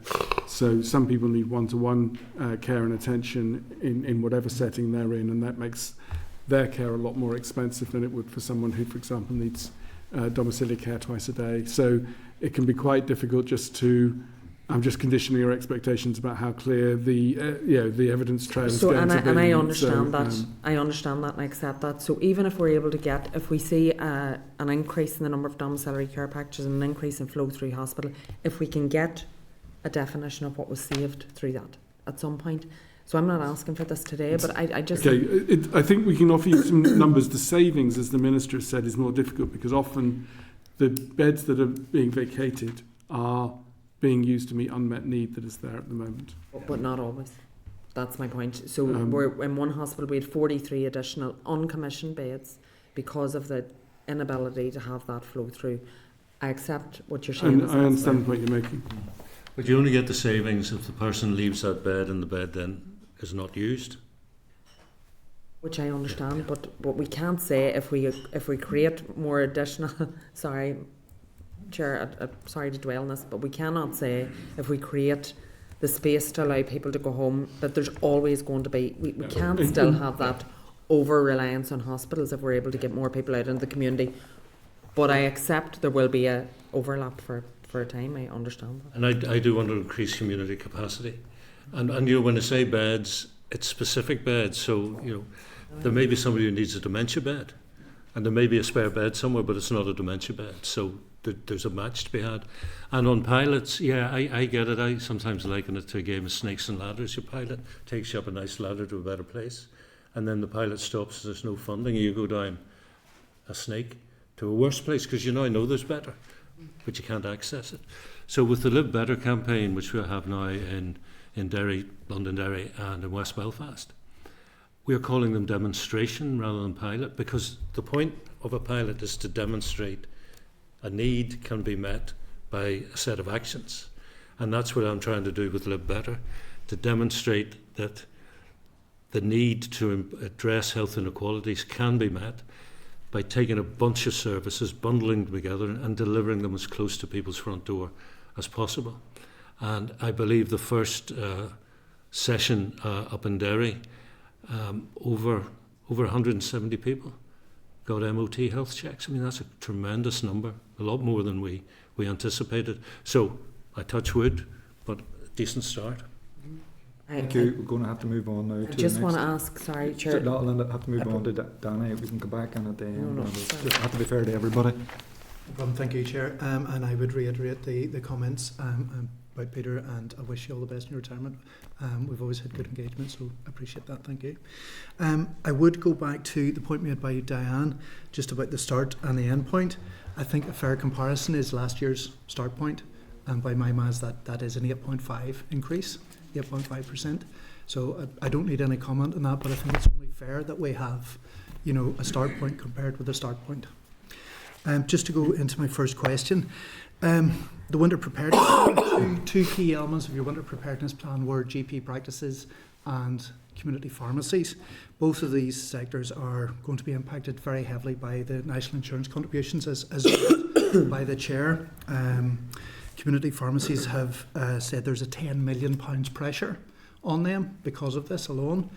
GP practices are absolutely concerned about the pressure on themselves as well. I think in your report it says that 36.5 million is needed to meet all those pressures for GPs, pharmacies and community and voluntary groups.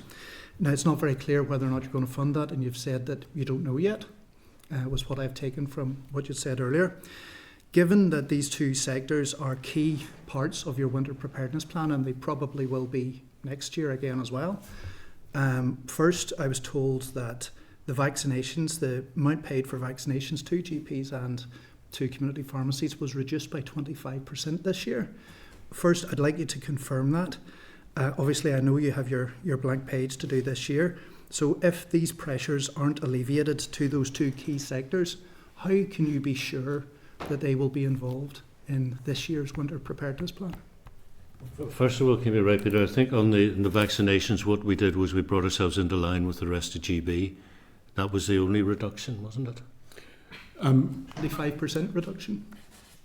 I'd need to, again, you're on a point of detail that I'm not over that point of detail, not able to give you the specifics around it. There was, last year, there was a wider group of people who were eligible for vaccines, and that may be the reason why there was a reduction. As you'll know, in January, the Minister widened again and we would have made extra payments as a result of that. And I don't know whether your figures have taken account of those extra payments or not. What I was told was in September, early autumn last year, the amount of funding that had been paid to GPs and to community pharmacies per vaccine had been reduced by 25%. Okay, I need to look into the detail of that. I'm afraid I don't have that. Not my understanding, Vice Chair. But okay. Well, given the pressures with the national insurance contributions on those two key sectors, how can you be sure? What can you do to make sure that they are able to participate in the oncoming winter pressures for this year? Well, what I can say to you is I have made the decision that we've discussed to introduce the real living wage in terms of social work. That our current estimates, we were talking maybe 50 million. For the full year. It may not be for the full year. I have already said that all things being equal. Does that start this year? This calendar year? Yeah. Well, once we get into the next financial year, we'll start it. 1st of April? No, not necessarily 1st of April. More likely September. Oh, right. So Why? not financial year? It will be in the next financial year, not necessarily on the 1st of April. So starting on the September, likely Well, September? That's the current thinking. Yeah, but we're still looking at those figures. I have one of the things that we don't know, to be Donald Rumsfeld, a known unknown, is what will the pay bodies come up with. They normally come through around June, though I think the government would like it a bit earlier. But so estimated 3%, I think. well, we've been working on 2.8. Now, I met the NHS body during the week. I got the impression that they might go higher. So we don't know what that is. And I want to do it at risk because I think the staff deserve that. I can't continue to make commitments of a large scale until we've got everything. So I think I've gone as far as I can in terms of making two big commitments without having a finalised budget and gone through all the pressures that I'm going to have to meet. Hearing from GPs and community pharmacies, they can't make commitments either. In fact, a lot of them are closing, and we are seeing GPs handing back contracts. We are seeing pharmacies closing, financially unsustainable and unable to deliver medicines to people. So they're saying these pressures are compounding and negating their ability to deliver services, as you said, key services in the winter preparedness plan. There have, I think, been a very small number of pharmacies that have closed, and certainly the GP contract handback has been substantially less in recent months than it was in the 2 years before that. So we have closed both GPs and GP. Well, I think the number of GP surgeries remains static. It's just that some of them are being run in different ways now. They're not necessarily being run by the same people as were running them before. The Western Trust are responsible for a number of GP contracts, as are the Southern Trust, but they still use GPs to deliver those services. And just to clarify, the 36.5 million is for national insurance contributions for all third parties. So it's not just for GPs and for pharmacists. It would cover the likes of social care and more widely. So it's a bigger reach, as it were. How many GP services, how many GP practices are in financial rescue programs? We have that information. I don't have it with me today. A few though. So there'll be a number of GP services that are engaging through our strategic performance and planning group because they're facing challenges of various sorts. They don't necessarily specify that they're all financial in nature. Sometimes they can be about service provision or the identification of replacement GPs rather than money. Certainly when we're talking to GPs, it's the amount of funding that they get, 5.4% of the budget. They're telling us again and again that that is not enough, that they need to progress to 10% of the budget like the rest of the UK. Will there be additional funding for GP services? I can't make that commitment, as I say, until we know what the budget is finally, and we look at the priorities. But you'll be aware that I am extremely keen to press on with the shift left to get care as close to the front door as possible. So pharmacies and primary care are absolutely critical to that. And I learned very early on in my tenure that the way I was talking about it left some GPs particularly thinking what I was actually saying was, I want you to do more for the same money. And that is not the case. That would not be reasonable. And it's not where I want to go. But the challenge is, how do you release the money? Because we have looked for all over this winter at the pressures on our acute hospitals particularly, and that's where all the expensive stuff happens. So how can you relieve some of that pressure? And that is probably a very long-term ambition, because if you ship left, you're going for prevention and you're looking for early intervention, and if you can achieve those things, you can maybe slow down the rate at which people are presenting with the very acute issues to the big hospitals. But mitigating against your ability to do that is the demographic trends that I mentioned in my opening remarks. Nearly 50% of the population going to over 65 by the year 2047. Shifting left, and as you rightly said at the Bengoa conference, that is what Bengoa was saying, that requires investment in primary care, so in GP services, in community pharmacies. What in this budget will be doing, what will be investing in GP services, what will be for community pharmacies? Okay. Well, you tell me, because you've got a statutory duty to advise and assist or assist and advise. With a £400 million hole, how do I release money without doing catastrophic cuts? There seems to be more pressures on them, so there's actually going to be more pressures on those two key Yes, but where do we find the money? How do we do it? Because I'm open to advice. Well, it is your responsibility as Minister to give us the answers here. We have those sectors who are telling us that they are financially unsustainable. They need extra funds.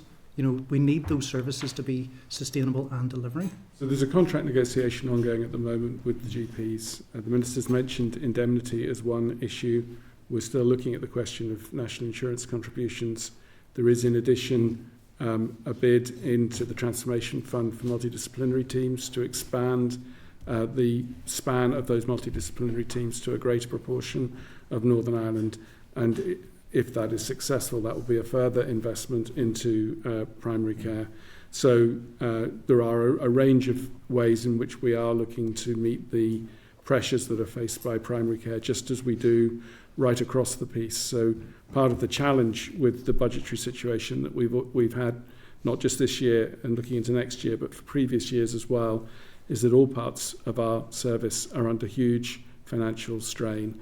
And often it is a question of intervening enough in order to support and sustain each part of that system, but it does not necessarily mean that they're all going to get the amount of money that they ask for. I'm not sure whether the 5.4% figure you quote is the proportion of our total budget, because if you compare that to England, you're not comparing light with light, because the social care budget is treated separately in England, so our number would be rather greater here. In that case, it still wouldn't be 10%, I accept, but I think it may be a slightly misleading comparison. I'm going to have to cut you off there, Danny. Move on. Thanks. Arlia. Thank you. Thanks very much. Yes, I'll maybe just ask my questions together, if that's okay, Mick and Peter. So my first one is around, yes, in the briefing paper, under the capital section, you had mentioned that, let me just get it up, have a wee paragraph. So yes, obviously there's a significant number of new projects the department would like to commence 25-26. That unfortunately, in terms of your budget, you won't have the allocation to do that. But delighted to see that it is in there that you are proposing, Minister, to commence with the mother and baby unit in Belfast, and you've also mentioned the new emergency department at Altnagelvin Area Hospital. So I would just like you to, maybe if you could provide a wee bit more detail around that, but I'm really, really delighted to see that in the briefing paper. And I think, again, if that is the mother and baby unit is something that's progressing, I think that in terms of your opening remarks around the obesity programme, the lung screening and the Live Better health inequality campaign, that's right up there with the rest. And again, testament even to yourself in terms of investing investment into mental health facilities. And again, it was something that came up yesterday in the maternity hospital. Everyone sees the importance of it. It came up with Professor Mary Renfrew. Diane raised the issue. So yes, if you have any more detail on that, that would be fantastic. And then my second question was around, yes, again, it is extremely disappointing that the overall spend for the mental health strategy is just that 5.9% out of the 42 million. I know you had mentioned that in the chamber the other day, and that's not a good place to be in terms of what you could be doing potentially with that strategy. But again, if you could provide any more detail around what that 5.9 million would actually include, if you have that detail, and don't know if that includes some mother and baby unit stuff, but just if you have any more detail around that figure. And then finally, just around, you had mentioned in your opening remarks around the savings that you're asking from the trusts, that £200 million savings, and that there's obviously considerable risk with those savings, and that those savings will essentially impact on services. And I know that we had a similar conversation around this at a previous budget session, and it was around when it came down to savings that the trust might have to make, and there was obviously some really serious implications, options that were discussed and spoke about, and then we never got to that sort of breaking point, thankfully. But I just want to know then, having you here today, in terms of your budget, what it is that will be required from the trusts. And when you have mentioned impact on services, what does that mean, or what could that mean for the trusts providing their services and for the patients requiring those services? Thank you. Okay. Well, to start at the beginning, the ED at Altnagelvin, which is, I think you know, is the oldest of our EDs, it's not great. I visited it, and I know we had an adjournment debate on it, and I would just caution, Chair, if I may, sometimes we talk these things down to the point where we might be actually putting people off attending who actually need to go, and I know the toileting arrangements at Altnagelvin ED are not great, but I think some of the language we use to describe it is questionable. I think, well, that point's made. I think with a fair wind, to be honest, a new ED at Altnagelvin is probably 5 years away. And part of the problem was there was a plan put in, which is an all-encompassing plan from the Trust. And in liaison with them, we said, look, to be realistic, you'd be better to break that into parts. You're more likely to get through than the whole big thing. So that's where we are, and we're progressing now with a new business case on that. The mother and baby unit I am extremely keen to see, and we've identified the site, which is at Belfast City Hospital. Part of the delay was we thought it was fit for shared island funding, and I liaised, I'm sure Robin did ahead of me, but I had some discussions with Minister Donnelly when he was the Minister for Health in the Government of Ireland, and it turned out that it was not going to find favour with shared island. So thankfully we believe we can do it ourselves and we can fund it ourselves, and we think Belfast is the right place to be because you need to be proximate to other services. So I think that will be a good news story. As the Children's Hospital, and I'm delighted you visited the maternity because I think it's a magnificent facility. In terms of what we've done with the mental health, 5.9, a lot of it, over $500,000, has gone to the regional mental health service, and I'm very keen on that, you know, having a standardised regional service wherever possible, rather than waste time trying to create a single trust, which won't necessarily deliver better than the 5 trusts learning to cooperate and collaborate together, which they are doing, to be fair to them. CAMS got 2 million.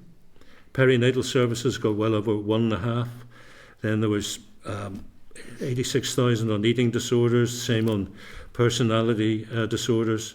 We spent over £350,000 on a crisis service, and $1 million on early intervention and prevention. Thank you. And just the final question, sorry, Minister, was around that issue of the trust savings. So just the impact. So we're still working through trust returns at the moment, and so They will have set out the level of saving they believe they can make, and then what it would take to where the moving into the high and catastrophic cuts. They will have set out what they mean as well. So we need to go through the detail of those. There's always a process where we invite the trusts to respond to us, and then there's a challenge process before we get to a final view as to what the position looks like. I hope that answered the question. So could I just come back? So the 200 million within the briefing paper that you need to make across the trusts, when the trusts come back with their papers, their suggestions, are you saying that it might not be the case that they have to make those cuts, or what? How do you determine then if that has to be? So what happened last year was that it was tabulated low impact, medium impact, high, catastrophic. Yep. Robin Swan said don't go to anywhere near catastrophic. I came in and said I won't sign off on catastrophic. Yep. So they've done the effectively the easier ones, the low and the medium. Mm-hmm. I'm still waiting for the final word on how close we sailed to the line of catastrophic for that 200 million. But you can assume logically to go to another 200 million, we're going to potentially cross that line. So there's a negotiation still to be had to try and avoid that. Not all of the savings made this year are year-on-year savings. They can't be repeated. Some of them were one-off savings. So around 120 million, I estimate, were recurrent savings, and about 70 million for the trusts alone were not recurrent. But when you add another 200 million onto that, that means that essentially they're looking to make around 270 million of new savings on top of the recurrent savings. And that's where the problem is likely to be. Because the Minister said he did not wish to sanction any catastrophic cuts this year, there won't have been any catastrophic cuts this year, but it's next year that we now have to look at. It would be great just to get for the committee to get any sort of update in terms of that when you have done those deliberations around those savings. I think you have our finance director coming at the end of March. She'll be able to give you more details on these information. Yes. We need a bit of time now to liaise with the trusts. And if I just may, to come back to Diane Dodd's question about the two documents around the Children's Hospital, I think I've worked out what the difference might be. I think the investment strategy document will have included some of the running costs for the Children's Hospital when it's up and running. So it will be the total business case cost that would be included in ISNI rather than the capital development costs, which was the 670 million you quoted. So I think that will be the difference. I will, of course, check, but I'm pretty confident, having reflected, that's where the difference will be. Thank you. Just moving on, Nuala. Hello, thank you. Thank you for coming today, and best wishes, Peter. I assume are you moving onwards or semi-retiring, but whatever you're doing, good luck, and I hope it's enjoyable. I have a lot of questions. Some of them are quite short, so I'll get stuck in. How much was available to allocate in the January monitoring round when it comes to resource? 7. No, how much was there to allocate overall? Resource was 7 mil, I believe. We received 7 million. I can't remember the total for the executive as a whole. Sorry, do you mean for the executive? Yes, yeah. I think my understanding was it was 10, but I don't know if that's completely correct. But I'm 90% sure it is correct. But I think some money was allocated before they got to 10 to other inescapable needs, but I don't remember the precise numbers. People were given first dibs. Inescapable needs, first call. But the additional resource was 10. Health got 7. Would you agree that over 70% of what was? You're surely not suggesting that 7 million in a budget of 8 billion is a meaningful. No, I'm not suggesting it's meaningful. To judge the total. No, what I'm commitment. suggesting is the 7 million out of 10 million did go far in terms of being an executive collective view of health being increased with regards to spend. So I just wanted to come back on that, because at the start you threw out the fire there criticising the other executive parties for not working collectively, but I think with respect that there is a bit of I'm not criticising for not working working collectively. I did say other things were prioritised. You will recall in the negotiations to bring back Stormont, which came back last February when we were negotiating, every party was saying health was going to be the priority. And you may have noticed Jane McCormick on the BBC at the time of the anniversary saying the first time she spoke to the First Minister and Deputy First Minister, they said if we can get anything right, it should be childcare. That's not the Department of Health. Do you think that It's a very worthy ambition.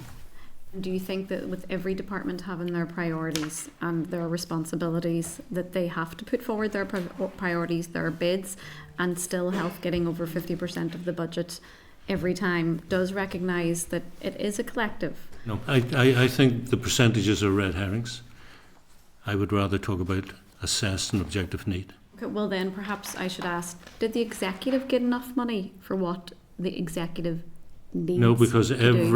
every executive department is under pressure. Okay, there you go. That's just answered my question about executive being collective. I think there's a bit of, we have to be honest, when it comes to actually criticising the collective nature of an executive whenever the executive didn't get enough money. I'm not criticising the lack of joined up working by the executive. You did in your opening statement, but look, I think it was very unfair. I know we're just one of other parties in the executive, but I think, fair is fair when it does come to actually. Well, fair's fair in your opinion, collectively. fair's fair in my opinion. Do you think it is important in your department that value for money is a priority? Value for money is a necessity. Alongside, of course, I mean, you will agree, patient outcomes and good patient outcomes, absolutely. Well, if you think that there's any amount of value for money working, any amount of efficiency or productivity which will close the gap between demand and capacity, you're wrong. Well, that's not where I was going with it. I'm just asking you, is value for money alongside patient outcomes a priority in your department? I don't even know why you're asking. Of course it is. We have heard, and it has been in the media, with regards to health spending without procurement practice in health or in social care in particular. So in placements for our older population, having residential placements, whether they're short term, they're rehabilitation so that they can move back into their own home, or they're long term. And we have received figures, and it has been in the media, that there are 486 million from the South Eastern Trust, 650 million from Belfast, 473 million from the Southern Trust, 420 million from the Western Trust. All of this money spent without proper procurement, but also, in my view, at times without actually looking at patient outcomes. And the reason why I say that, just to bring it to your attention so that I hope that it can become a priority for you, is because alongside the RQIA's report, in a number of these care homes, they found a lack of progress from previous inspections, beds being made up with soiled linen, patient care plans not being followed, nutrition plans not being followed, ineffective maintenance of water systems which can lead to Legionella, and governance and oversight issues. And they are just a few. Many care homes that are named that receive that money without proper procurement. Can you, as Minister, from today make this a priority as to why this happens? We understand that people need places, it needs to be done quick. We should have patient outcomes as a priority, but that this is something that you will examine in your position as Minister. It is my understanding the reason we didn't have procurement was that we felt it wasn't necessary because we set a price. So if somebody meets that price and can also deliver the quality, the procurement was not necessary. However, I can assure the member, Mr. Chairman, that policy is under review. I think that's good to hear, because just soiled linen, patient care plans not being followed, and nutrition plans not being followed, So there are two separate issues here that I think it's important to recognise. So the first is in relation to the price point for the care to be provided in a care home. And I think the complexity there is that there isn't, lots of different individuals need different levels of care, which makes it very difficult then to enter a procurement in advance, because you cannot preordain exactly what level of care the individual coming out of hospital will require. There's an entirely separate question about whether care homes then provide the level of service that they should do for the cost that has been decided using the contracted arrangements. And clearly there's a duty on trusts there are inspections by RQIA, the duties on trust to ensure that there is the appropriate level of care provided. So where there are incidents such as you described, then of course action should be taken against them. But they are two separate issues, just to be clear. That's why I asked that they should be issues together, actually, because I completely understand and accept what you said about the price point that has to be followed and why you don't do, like you couldn't procure. I understand that. I respect that. But actually, we need to talk about, in healthcare, we talk about value for money as well as patient outcomes. We are talking about huge sums of money, over £2 billion.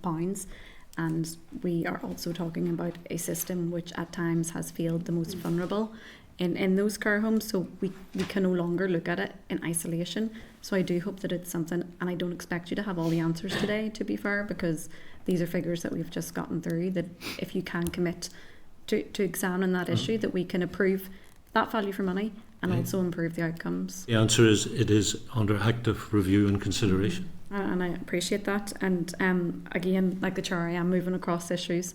The previous speaker asked, or member asked about the respite, and we get a lot of correspondence to the committee, so it was one of the issues that was up last week, but there was like over 40 pieces, lots of papers, so some of that detail was in that correspondence, how that 13 million is being spent across each individual trusts.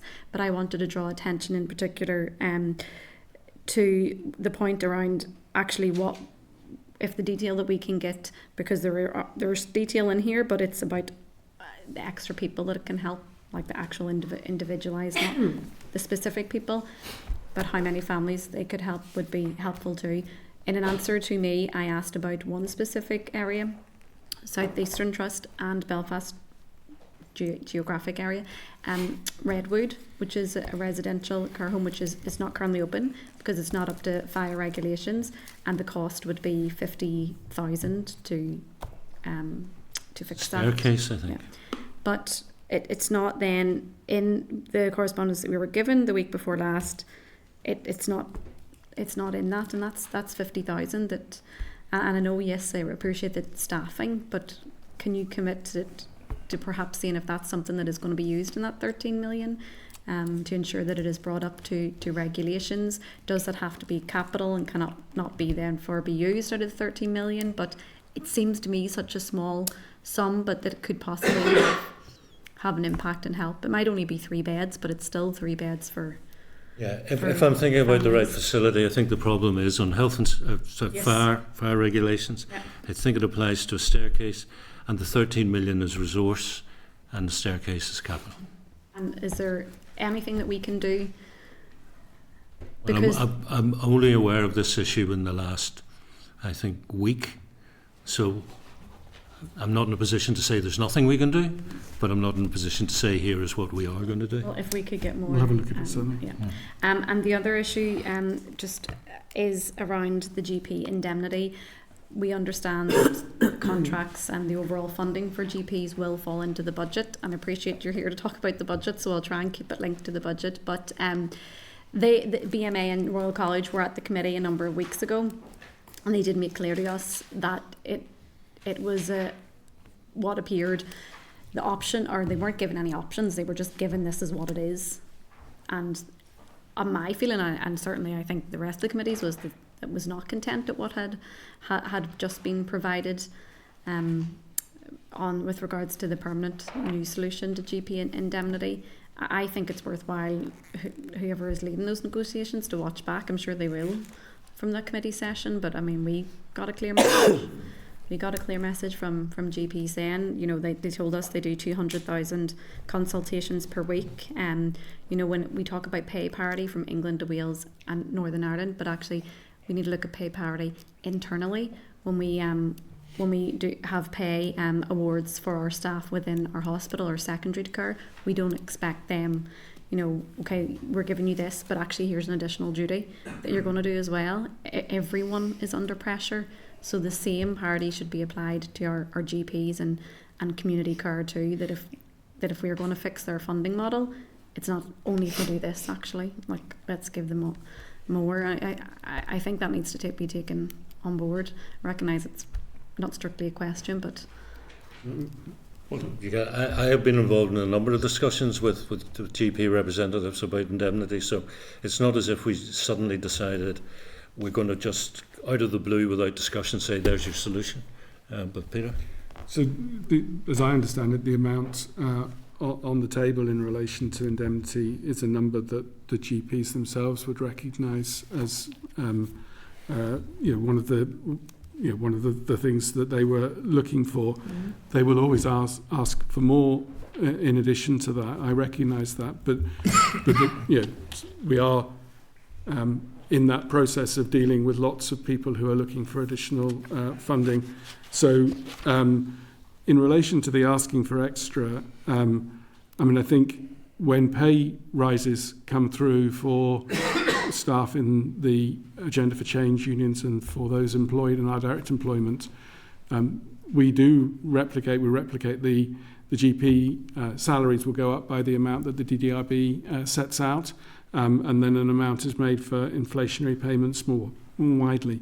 When we're talking about widening access, we are essentially talking about introducing systems that will allow people to book appointments online, and that will then remove from the queues of people trying to get through early in the mornings those people who can make, because a number of people don't need to see a GP that day, they could want to see them in the next 2 weeks.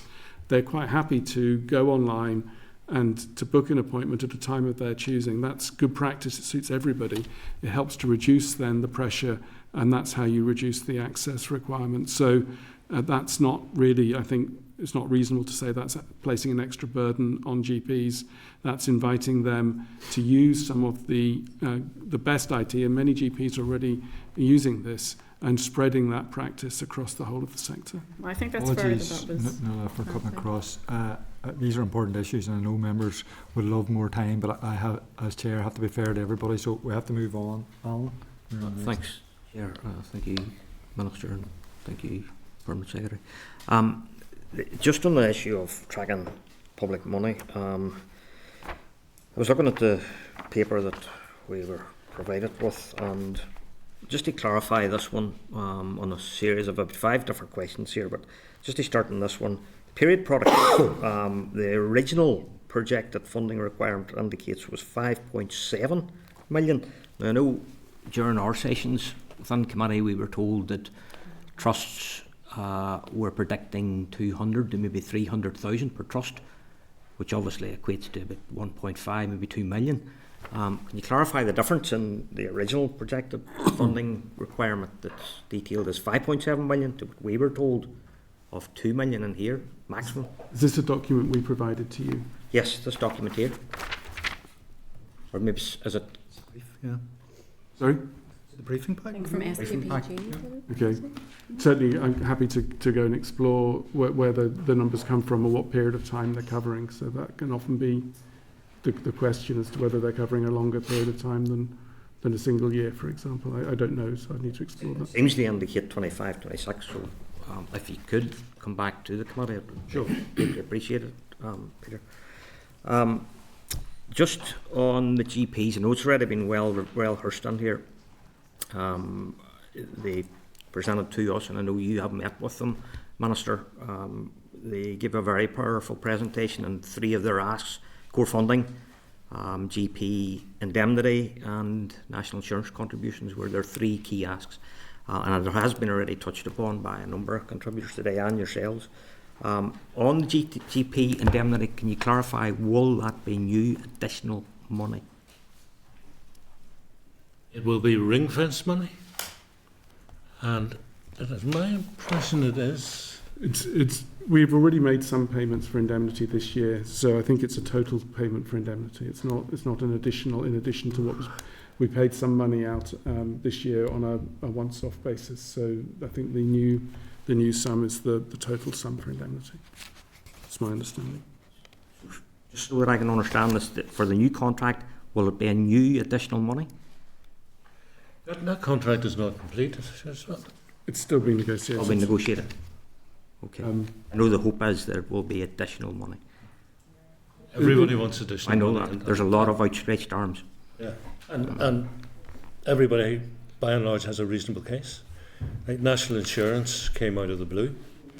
those increases, and will hurt everybody.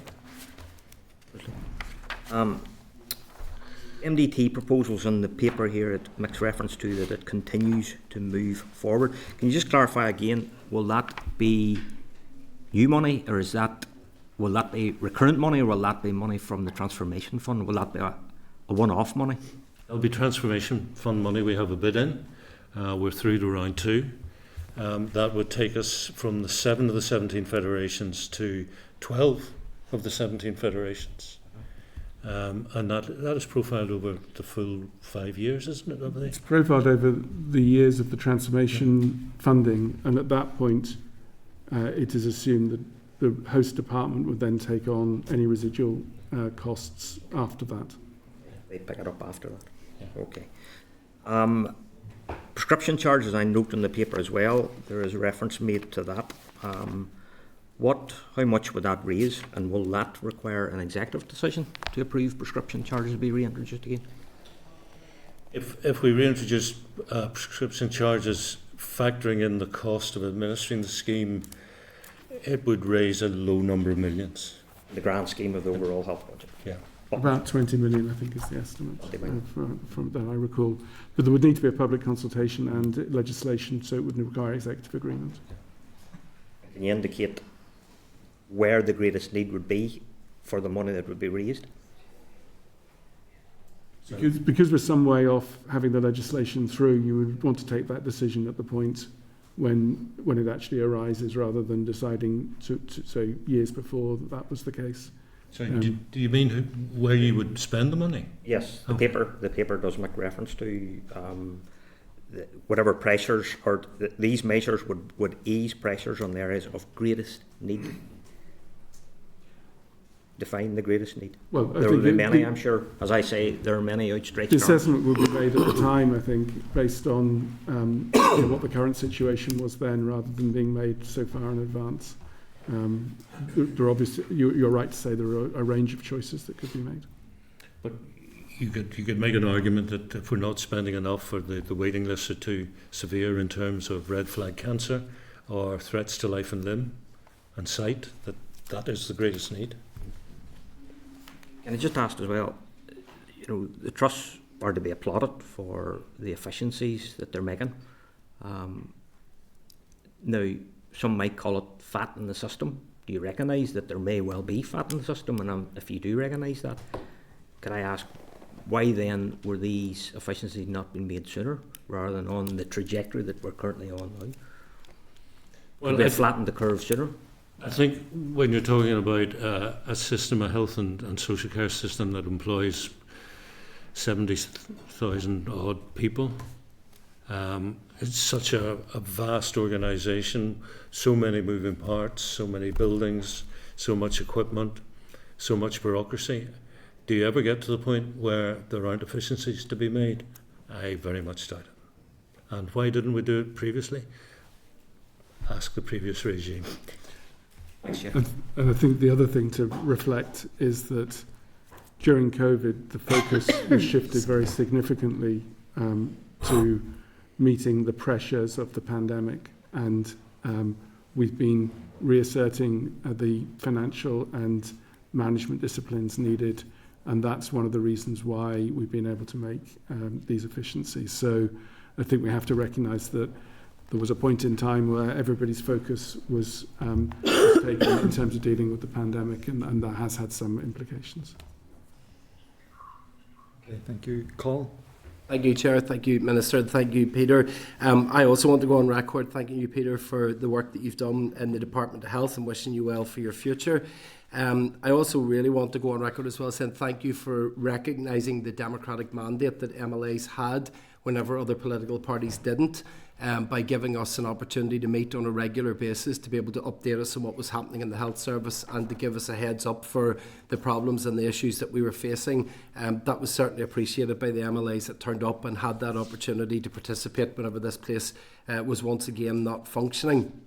And Minister, following on from what Alan has said and picking up from our debate last week, I would like to ask you the question of when is a cut and when is an efficiency an efficiency? Because we seem to have a difference of opinion on that, so it would be good to give us the chance to flesh that out. Well, I think efficiencies is where, what I was trying to say to you was, if you've got a cut and you've got an efficiency to make, surely nobody in their right mind is going to go for the cut first. They're going to go for the efficiencies. And I'm sure you've had sight of our tabulation in terms of low impact, medium, and all the way up to catastrophic. So that's where we are. I just think to categorise everything as a cut implies everything has done severe damage to service delivery. And some of those efficiencies will not necessarily have done that. And we do look, and I certainly look at the 5 trusts and go, do we have too much management?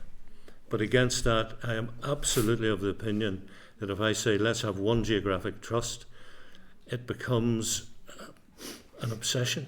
It becomes a distraction. And do we get what we think we're going to get as a result of that? And I point to 26 councils into 11, the Education Authority replacing the EL Education and Library Boards. It hasn't necessarily delivered the service that we thought it would. So I think there are efficiencies to be made, but there will also have to be, if we're going to get this extra 200 million out of the trust, there probably have to be things that you will rightly call cuts. And I set the context of you being a minister in an executive and the context of me being in opposition, that if we have a health service that is struggling and we are delivering a significant amount of efficiencies first, and the opposite of inefficient is obviously efficient. So if we're cutting out the inefficiencies, we should have a more efficient system. But our waiting lists are getting longer, our waiting times are getting longer, our red flag referrals are taking longer. Everything that's actually in the system is getting worse. So if we're making efficiencies, if we're making better efficiencies, those things should be getting better, and they're not. And then if the next stage is going to have to be cuts, then that means that those things, those problems, those issues that we have are going to get worse. So how is the executive going to prioritise the health needs, given that the inefficiencies that we've clawed out are still causing longer lists, and the fact that our cuts are obviously going to reduce the service capacity that we have? What's the future? Well, I think you make very valid points about the unacceptable waiting lists, the fact that things are not getting better, in fact they're probably getting worse, or they are getting worse, and there's empirical evidence for that. I think one of the things that we will be doing in the future months is not just concentrating on supply, which is what we do. The fact that we don't have the capacity to meet demand. We may have to go to the demand side and start looking at how do we manage demand in a different way. Because our population is growing, we're nearly 2 million people. I've rehearsed the demographic changes, which are absolutely magnificent for somebody my age to think, the over 85 population is going to go up over 100%. How cheery is that for somebody like me? But what are my expectations in terms of the health and social care services being able to meet my needs? What if I am terminally ill? Do I need to have a conversation about that before I get to that point where I need a lot of HSC services? So I think we need to look at demand, and that's going to be a really sensitive, a really challenging, and a really difficult conversation. But I think that's where we need to go, rather than just focusing on the supply side. And I hope that forms part of the transformation that we talk about. I think the transformation is we have to stop people getting sick. And if we can get our community towards that, and if we can tackle the bigger levelling up, which may be where the health inequalities are, to try and challenge there, to stop people in greater numbers in certain areas getting sick, then that may reduce the demand that there is on the service. We could call this a plant question, or we could call it a lead, but I'm just going to ask it. It's a yes, no, and I'm just going to leave it there. Is it good? Is it the best service that we can possibly offer in Northern Ireland, that time and time again we have significant numbers of ambulances sitting outside hospitals not able to hand over their patients, and reducing the provision that we have across the north? I'll go beyond a single syllable, if I may. I think it is delusional if anybody thinks the health and social care service is as good as it can be. Is any public service as good as it can be in Northern Ireland, in the UK, in the Republic of Ireland, anywhere? No, of course not. Good long no, but I'll take the no that's there. But thank you, Chair. Thank you. Thank you very much. If I may, before, just on the GP indemnity, the money is additional. It is not being repurposed from the existing budgets. The indemnity is new. Okay, thank you. Minister, I recognise we're just about on time scale or a bit behind, but I'm sure Very good. You'll not mind waiting to take questions from your colleague who's For balance. But you know what to say, the opposition's over there and the enemy's behind you. Thank you, Chair. Minister, listening to the cross-party narrative that comes out of the Executive Chamber, the Assembly Chamber, and indeed out of this committee, the two big priorities seem to be the multidisciplinary teams, the rollout of them, and tackling waiting lists. Now, if I've read your briefing paper correctly, you made a bid for £300 million to tackle both those issues. And my understanding is that that bid was rejected. So maybe you would confirm that that was the case. If it was, I would have to say I'd be extremely disappointed, and I hope that disappointment is shared by everyone here in the room. And you've set out once again in quite stark terms the financial shortfall that our health and social care system is facing next year. With the draft budget for next year published before Christmas, is it your experience that all ministers and all departments have approached the allocations with a more open mind on determining the true level of need? Or do you think, as it seems, that despite the benefit of time, we are destined to once again repeat some of the same mistakes of the past? And in conclusion, Minister, I struggle to understand the motivation of some of the members here today who are making these mathematical arguments about what the starting or finishing figures were of this year's budget and bandying about various percentage points. Surely you would agree with me the most important figure is the figure that you have in front of you in your budget for next year, and what you can and what you can't deliver using that budget. And all these other percentage arguments are really academic distractions. Thank you. Okay, well, to go in reverse order, I go back to my point. Is the budget enough to avoid industrial action? Is it the budget enough to avoid catastrophic cuts? And our assessment, my assessment is no, it's not. So we will rely once again on in-year monitoring round monies to try and make that right. I want to be, in terms of the bids for money for waiting lists, yeah, we haven't had a penny. We haven't had a penny. I'm now taking the view that if this was day zero, year zero, and there were no waiting lists, over the next 12 months, we'd need up to £80 million to deal with the waiting lists that would develop over the next 12 months. But because we have these long tails of waiting lists, on top of that 80 million, we need 135 per year for 5 years to deal with that. So that is the scale of the problem that we face. And the solution is a multi-year solution, even with that scale of investment in the problem. And then in between, you're talking about collaborative working. So I'm going to try and finish positively, Chair.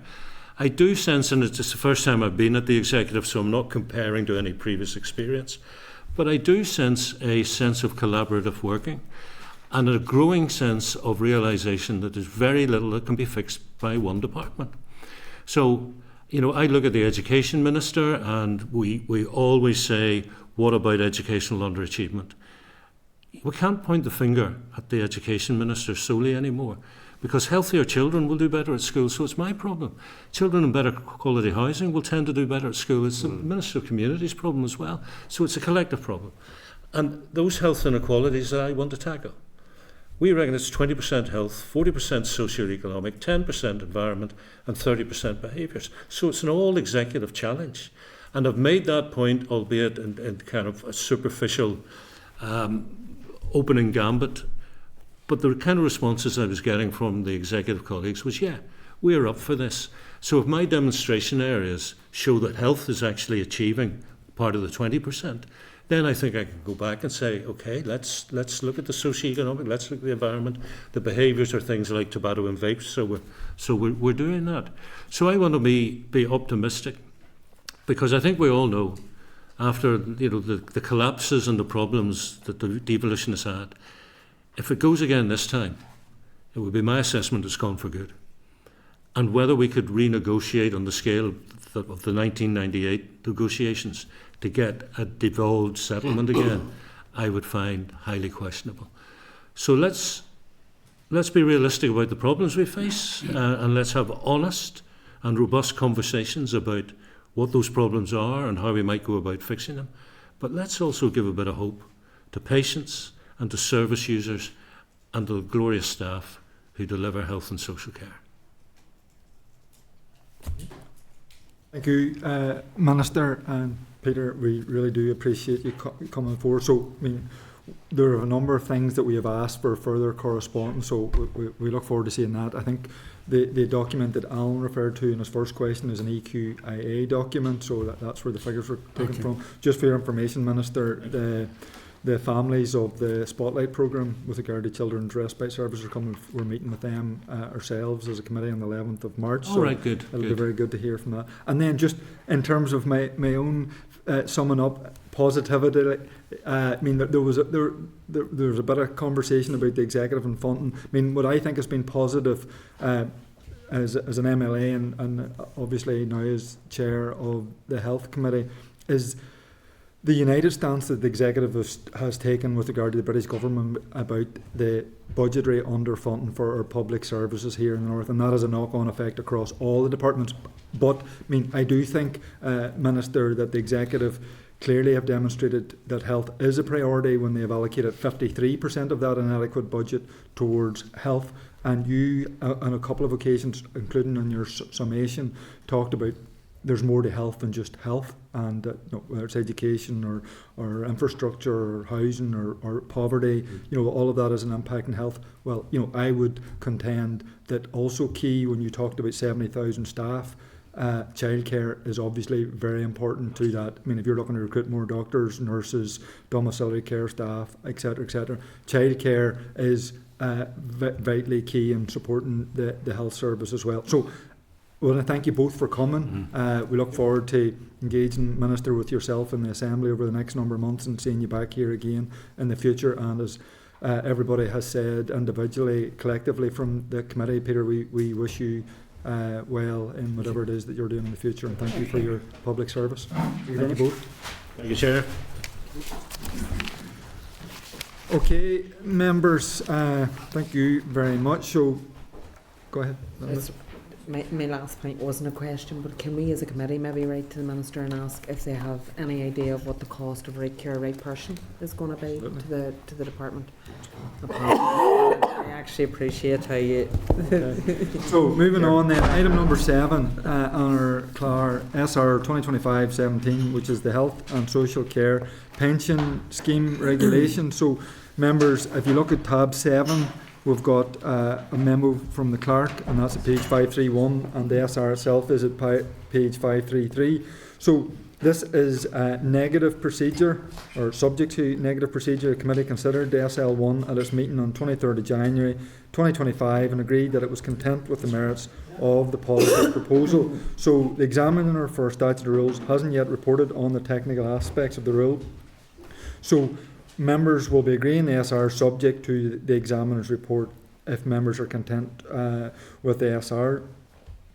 So can I ask then that we agree formally that the Committee for Health has considered SR 2025/17 Health and Social Care Pension Scheme Regulations NI 2025 and subject to the Examiner of Statutory Rules report has no objection to the rule. Content? Yeah. Thank you. So 8, SL1 Draft Medicines for Human Use Regulations. So can I refer everybody to tab 8?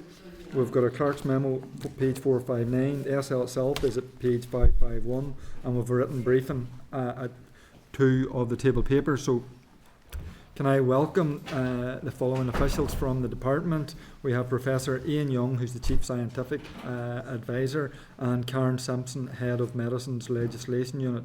So can I maybe ask you to prevent a slight or a short brief summary of the SL1? Yes, certainly. Thank you for the opportunity to brief the Health Committee today in relation to amendments to the Medicines for Human Use Clinical Trials Regulations 2004, which are aimed at improving and strengthening the current legislative provisions relating to UK clinical trials. Clinical trials are vital for developing safe, effective medicines, especially for those with limited treatment options, such as the estimated 3 million people living with cancer in the UK and the 17.5 million people managing long-term conditions. This legislation will represent the most significant reform of UK clinical trials regulation in over 20 years, addressing the sector's need for a more efficient and adaptable regulatory framework while safeguarding the well-being of trial participants. It will establish a proportionate, streamlined, flexible and effective clinical research environment, placing patients at the heart of the process and strengthening the UK's position as a global leader for innovative clinical trials.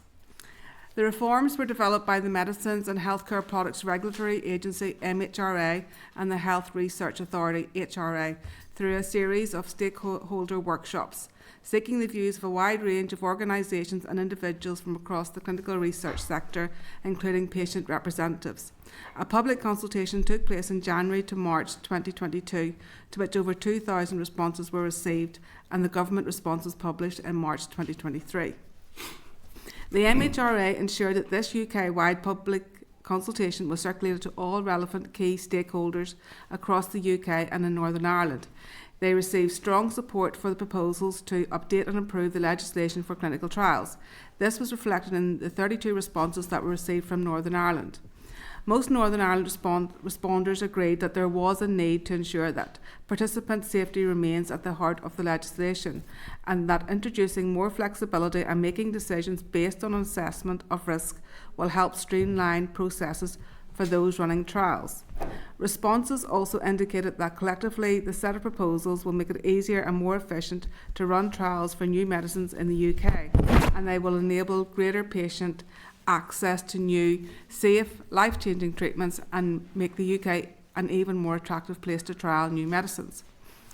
I know the Health Committee are interested in understanding alignment with EU legislation and if there are any risks of divergence between Northern Ireland and GB. Ensuring that the UK remains a preferred site to conduct multinational clinical trials, including clinical trials with sites across the UK and EU, has been a core consideration in preparation of this legislation.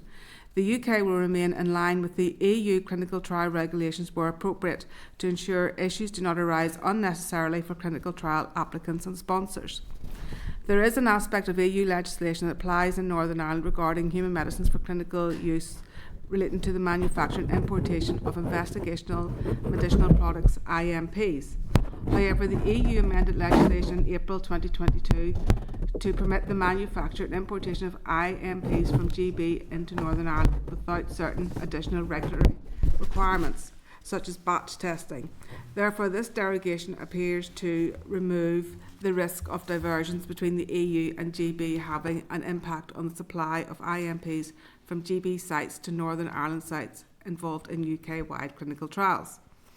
Additionally, whilst this legislation includes Commission Delegated Regulation 2017-1569 applying in Northern Ireland, which relates to the principles of and guidelines for good manufacturing practice of IMPs, these are internationally harmonised standards and there is a very low risk of divergence between the EU and GB on these standards. This is further strengthened by the fact MHRA has adopted the International Council for Harmonisation Principles of Good Clinical Practice as the basis for how any clinical trial in the UK should be conducted.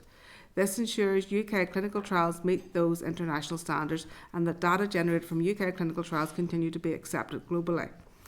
The SI was laid in both Houses of Parliament on the 12th of December 2024. The House of Commons debate took place on the 3rd of February 2025 and the House of Lords debate took place on the 10th of February 2025. Both Houses were content with the SI as drafted. If the committee is content with the policy intent of the SI, officials will allow the legislation week commencing the 17th of February 2025, subject to Minister's approval, and schedule the Assembly debate for mid-March to allow Assembly members to fully scrutinise the SI. Thank you for listening, and Professor Young and I will be able to answer any questions, hopefully, members might have.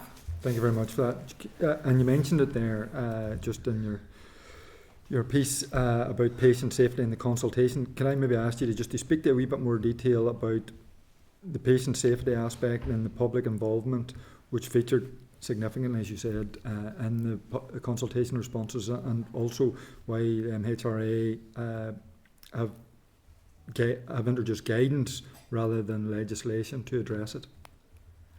Well, I think for the patient safety, it's for more flexibility for when introducing clinical trials. So that's what came across in the consultation. And they were looking at, two sets. Whenever you apply for a clinical trial, you have to go through the ethics committee, and then you have to go through MHRA. So it takes a long time. Can I maybe comment on this? So clinical trials are extremely tightly regulated at present, and complex processes around them. We know that organisations which carry out clinical trials produce better outcomes for patients. We know that patients who participate in clinical trials are much more closely monitored than patients receiving treatment outside the context of clinical trials, and that every single potential adverse event that occurs is recorded and reported. So participation in a clinical trial is associated with very considerable attention being paid to safety. In terms of the involvement of patients and the public, that's something that's absolutely central to our research strategy and approach to delivery of clinical trials. We require, in terms of work that we fund ourselves, patients to be fully engaged in the entire process, from identifying the topic of a trial through to advising on recruitment, through to participating as a member of the study team where possible, and being involved in the dissemination of the findings and results. I think that's something that we do in any case. The guidelines here are ones that are commonly followed and will be followed universally throughout the UK. Okay. Fair enough. Thank you. Diana? Thank you. I think we all recognise the importance of clinical trials and the importance of access to those. And I was talking to Queen's University when they were here the other week, and their new building for clinical trials, and it's a very exciting prospect. And some people who have had very complex cancers, for example, are still alive today because of those. So I think, this is we want to make sure that Northern Ireland can play a full part in clinical trials. My question is really, surprise, surprise, an issue of where the divergence could possibly be between Northern Ireland and GB, because Northern Ireland is tied to Annex 2 of the protocol and the particular directives that apply therein. And we've had a look at the SI, and there is a distinction drawn between the Commission Directive, and I'll read it out just so we'll have it on the record. Commission Directive 2003/94 in respect of Great Britain, or Commission Delegated Regulation 2017/1569 in respect of Northern Ireland. The Commission Delegated Regulation is an outworking of the directive, but we wanted to know why GB is committing only to the former 2003/94 and not to the latter, which Northern Ireland is subjected to. Okay, I can't answer that question directly. What I can talk about is the impact of divergence, potential regulatory divergence between Great Britain and Northern Ireland in relation to the conduct of clinical trials. And there absolutely has been some impact in terms of divergence. We work very closely with the MHRA to minimise the impact of that. It has not been a particular issue in relation to medicines supply, and I don't think there's anything in this legislation which will cause us additional problems in that regard. However, there are differences in terms of medical devices, where Northern Ireland remains under the under the EU medical devices regulations, and in relation to diagnostic tests, where Northern Ireland is under the in vitro diagnostics regulations.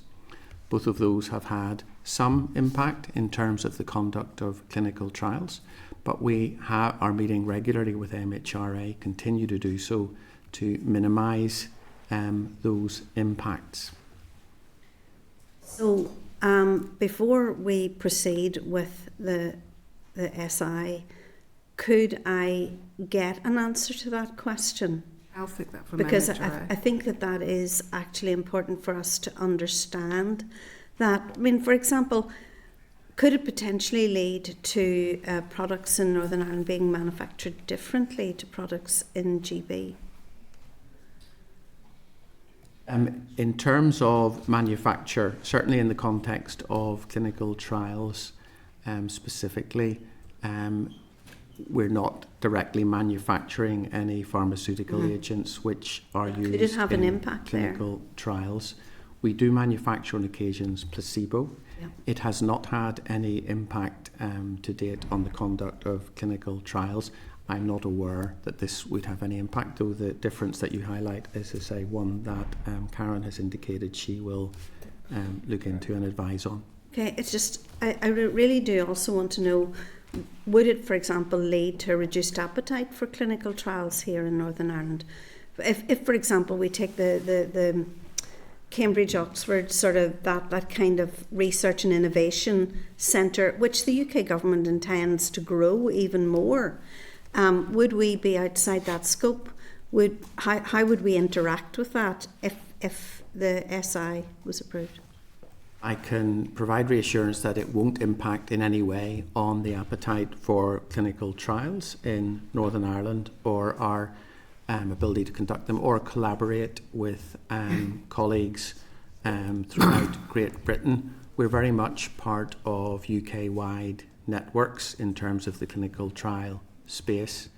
As a result of the Voluntary Pricing and Access Agreement, VPAG, we're currently investing an additional 2 million or so per year over the next 5 years to increase capacity to deliver specifically commercial clinical trials of investigational medicinal products, which are the type of trials referred to in this legislation. So I anticipate that our capacity will increase significantly, and certainly I know that the appetite exists very strongly within the system, both from clinicians and from patients, for the opportunity to participate in such trials. Okay, well, I personally, before giving my consent on this one, would like answers to those questions. I think that those are important. It's important for us to understand what the impact would be. Notwithstanding Diane's concerns, I mean, the department are saying clearly here today that they're supportive of this and that they see no impact. Can I ask, if we didn't apply this SL, what would be the impact? So it's likely that would lead to greater divergence between Northern Ireland and Great Britain, and would create a greater barrier in terms of the conduct of clinical trials. As I said, where barriers have arisen, we have worked very closely and continue to work very closely with the regulators, in this case the MHRA, who are the UK-wide regulator, to provide specific guidance to companies who wish to conduct clinical trials within Northern Ireland. There are, unfortunately, a small number of additional steps which they need to go through, but that has not created a major problem for us to date. And if we didn't apply this, we would be out of step with the EU, and then if Britain followed the EU, we would be completely out of step with everybody. We have to operate underneath a framework. This is establishing a UK-wide framework. We already have a UK-wide framework, so this is kind of strengthening and making it more flexible. So it's a UK-wide framework, and we can't really operate outside a UK-wide framework. To be clear, to be absolutely clear, I'm asking a question, a very specific question, which I think is important to know the answer to. And then we'll make a judgment on the balance in terms of the SI.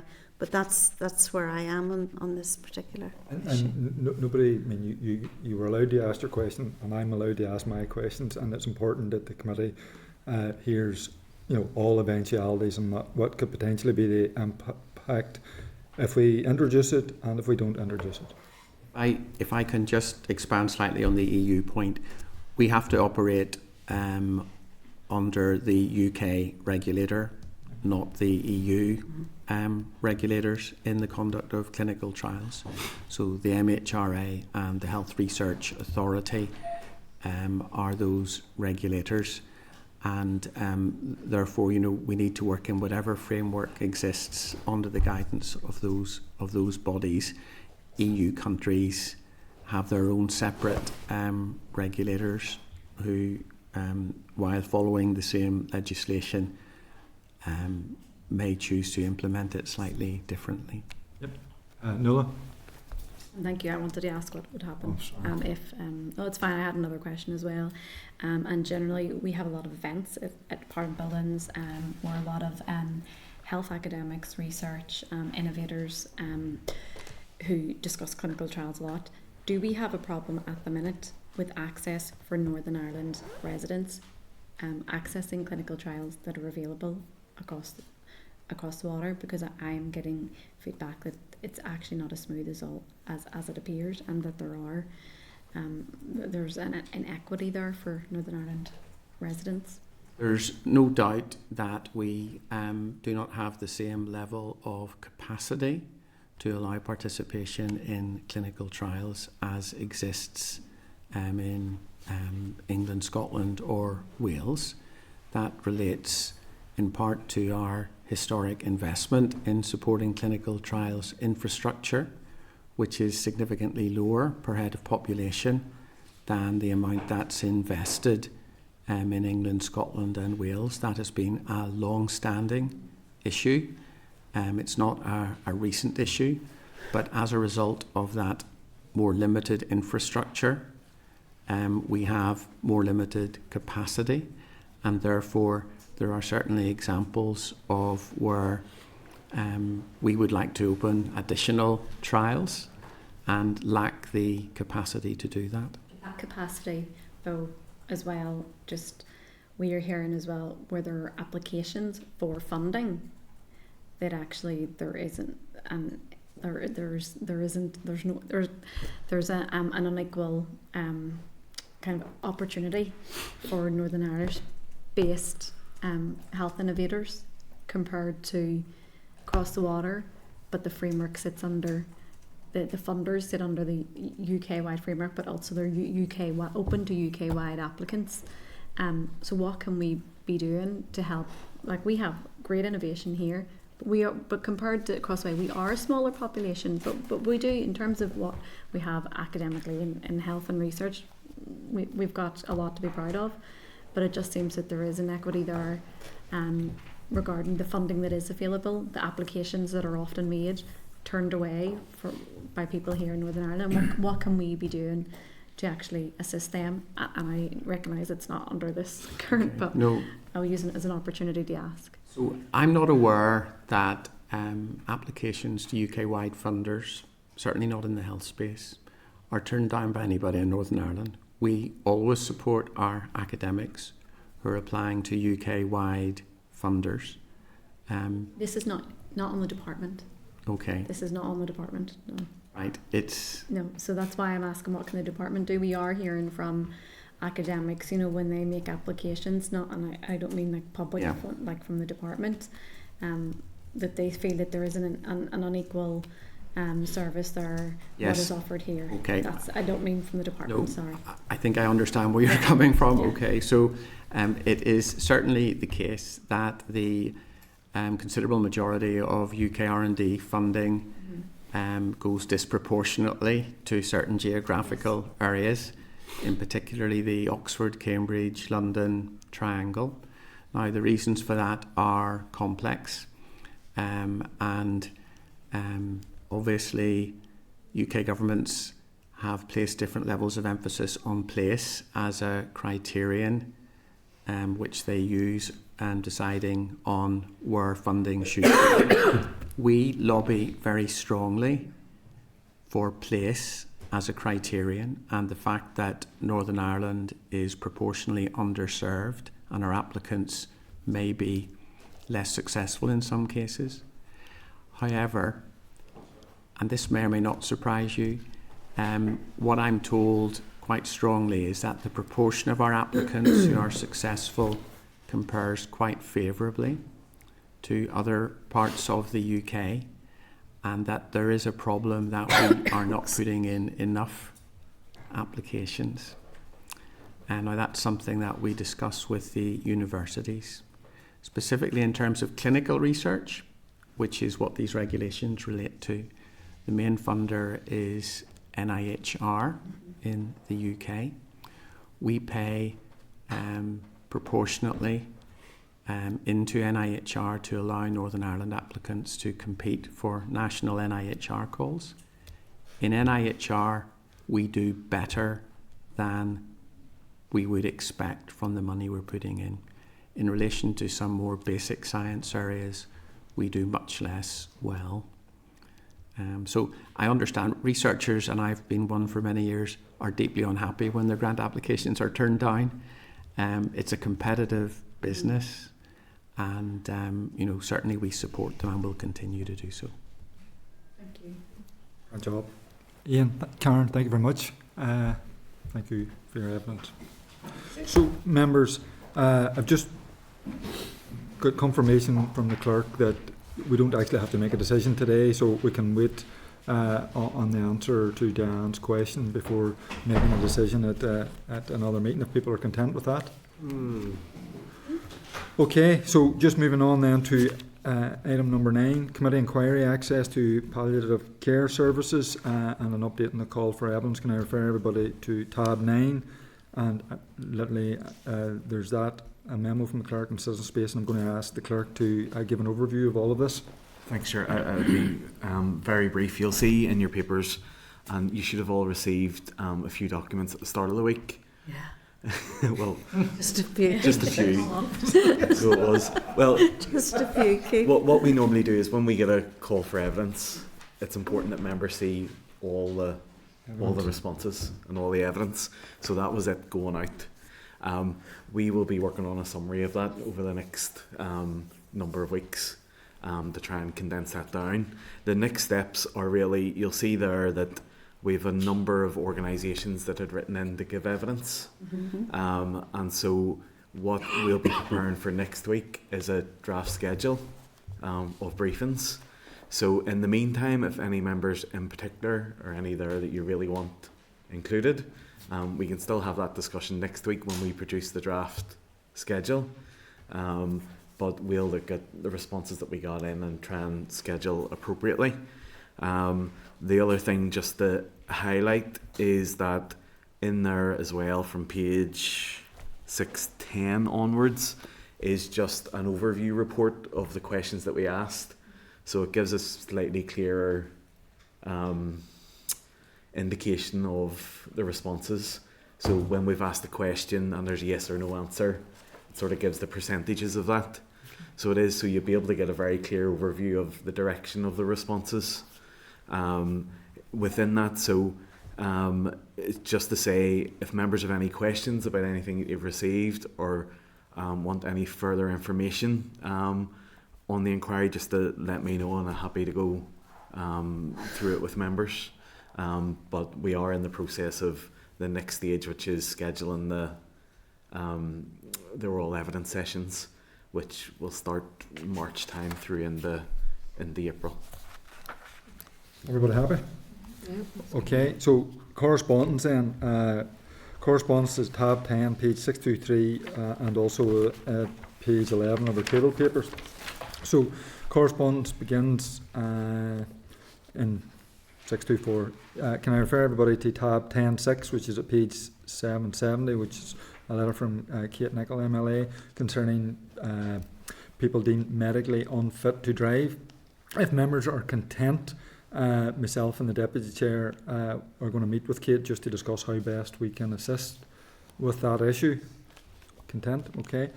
Can I also refer you to correspondence from Minister Keith Archibald, or Keith Archibald MLA, regarding an individual's experience at A&E at Alton Galvin Hospital, and that's at page 50 of table pack. If members have any comments. Which one was that? There was It's two. at table. It's in your table papers, page 50. I mean, it obviously was CC'd into myself and the committee, so it's one of probably a number of similar emails, letters that constituents get detailing completely unsatisfactory service, not service provision, but just details and just where we're at with regard to A&Es and our health service. So, Alan, you were looking to come in? Chair, just to say that I received similar, and I escalated it up to the Chief Executive of the Western Trust, so unless we want to do similar as a committee.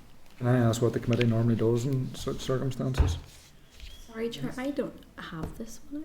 It was in the third, I think, pack. The table papers have been updated. Oh, right, okay, I don't have the. So, is there a brief background of this one? I mean, it's about a gentleman who spent a long time in A&E and Alton Galvin, and he sent it to. He's obviously sent it to his constituency MLAs, and it was forwarded on to the committee.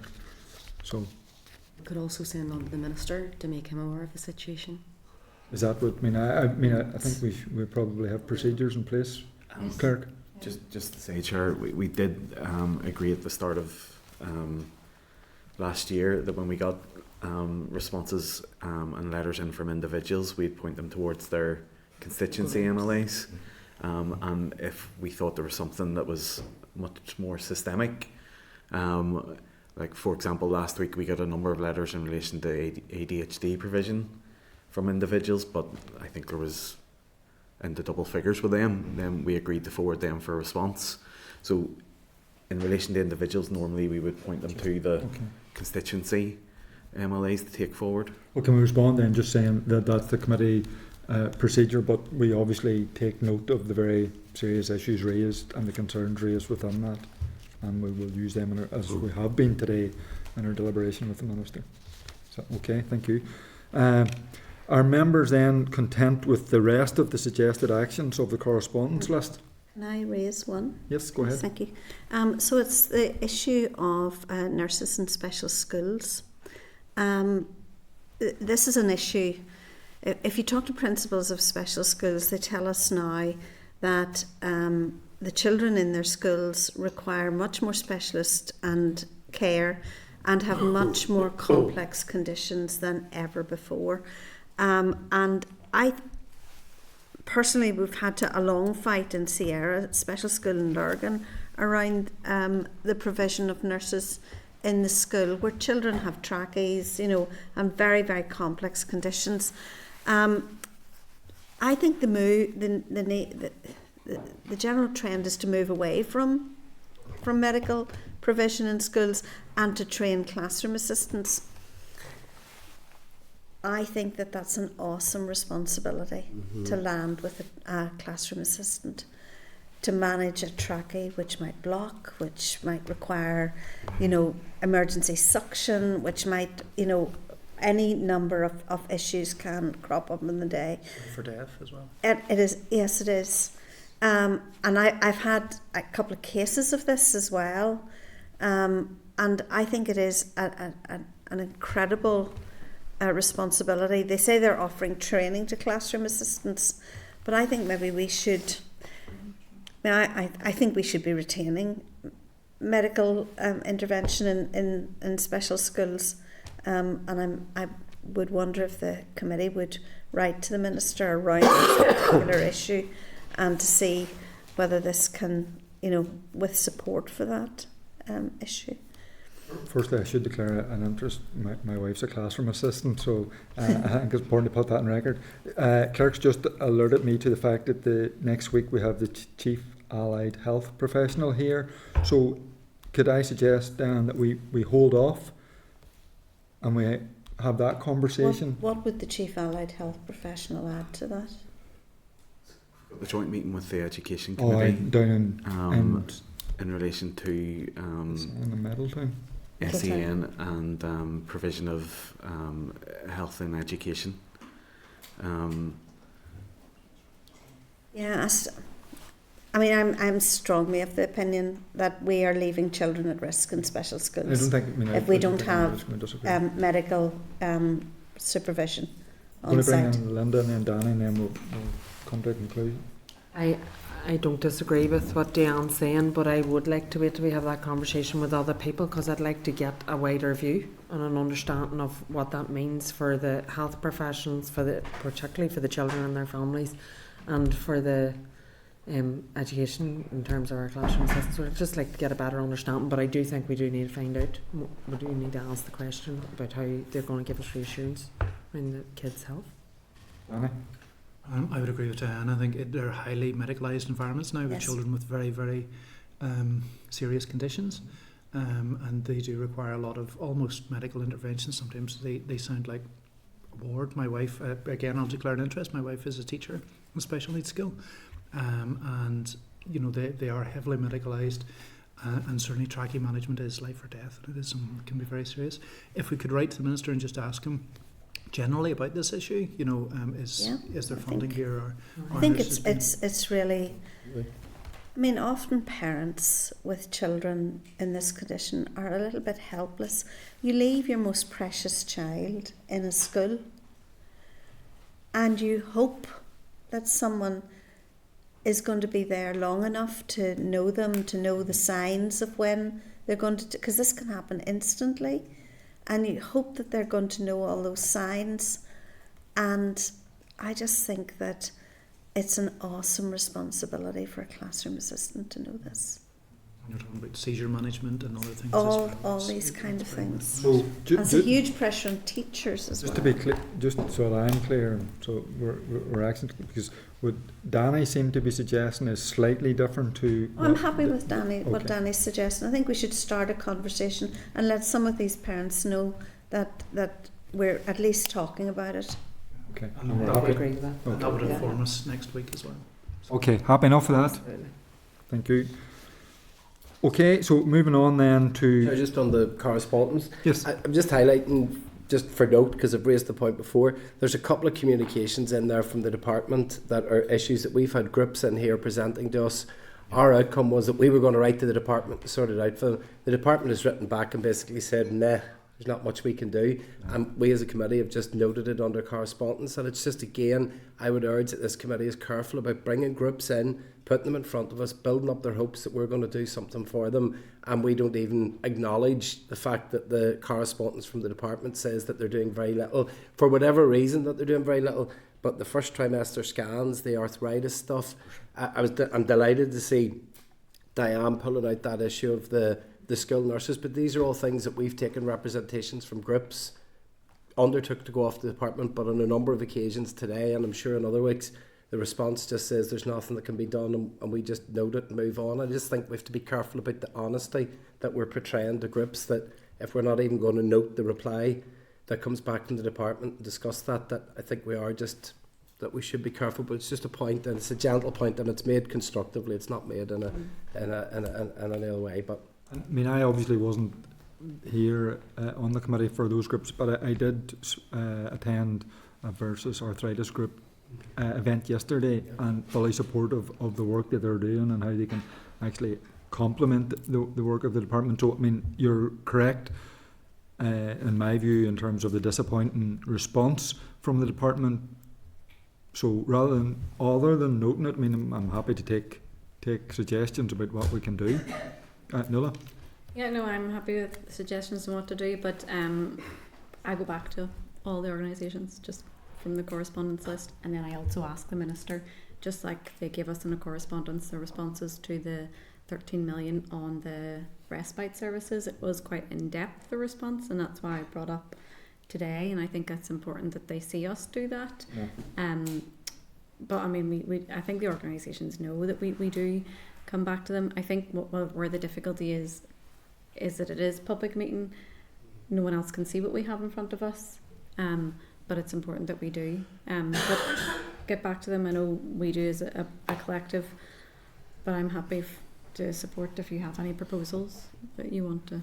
I don't even know if there's is there a standardised enough report that we could say back that we're disappointed with the response, that it doesn't offer any suggestions or any ideas or anything new or anything. I don't know. I know it'll just very quickly become we write to them, they come back with nothing, we go back to them and say we're disappointed. But I just think for groups that have, especially there's 2 in there today, or those 5 groups that we had presenting on us that day, we undertook to go to the department for them. The department has come back and said there's nothing, and I don't even know, do we close that loop as a committee? Do we go back to them and say, here's the letter that we got from the minister and nothing's happening? So at least they know it, but it's just such a difficult terrain that more and more groups that we just constantly meet, that maybe they feel we were in front of the health committee, our issues are going to be taken seriously and sorted out, and really it just turns into a letter and then a reply letter, and then that's it. And it's so difficult. You just feel like you're letting them down, but I don't know what else we can do.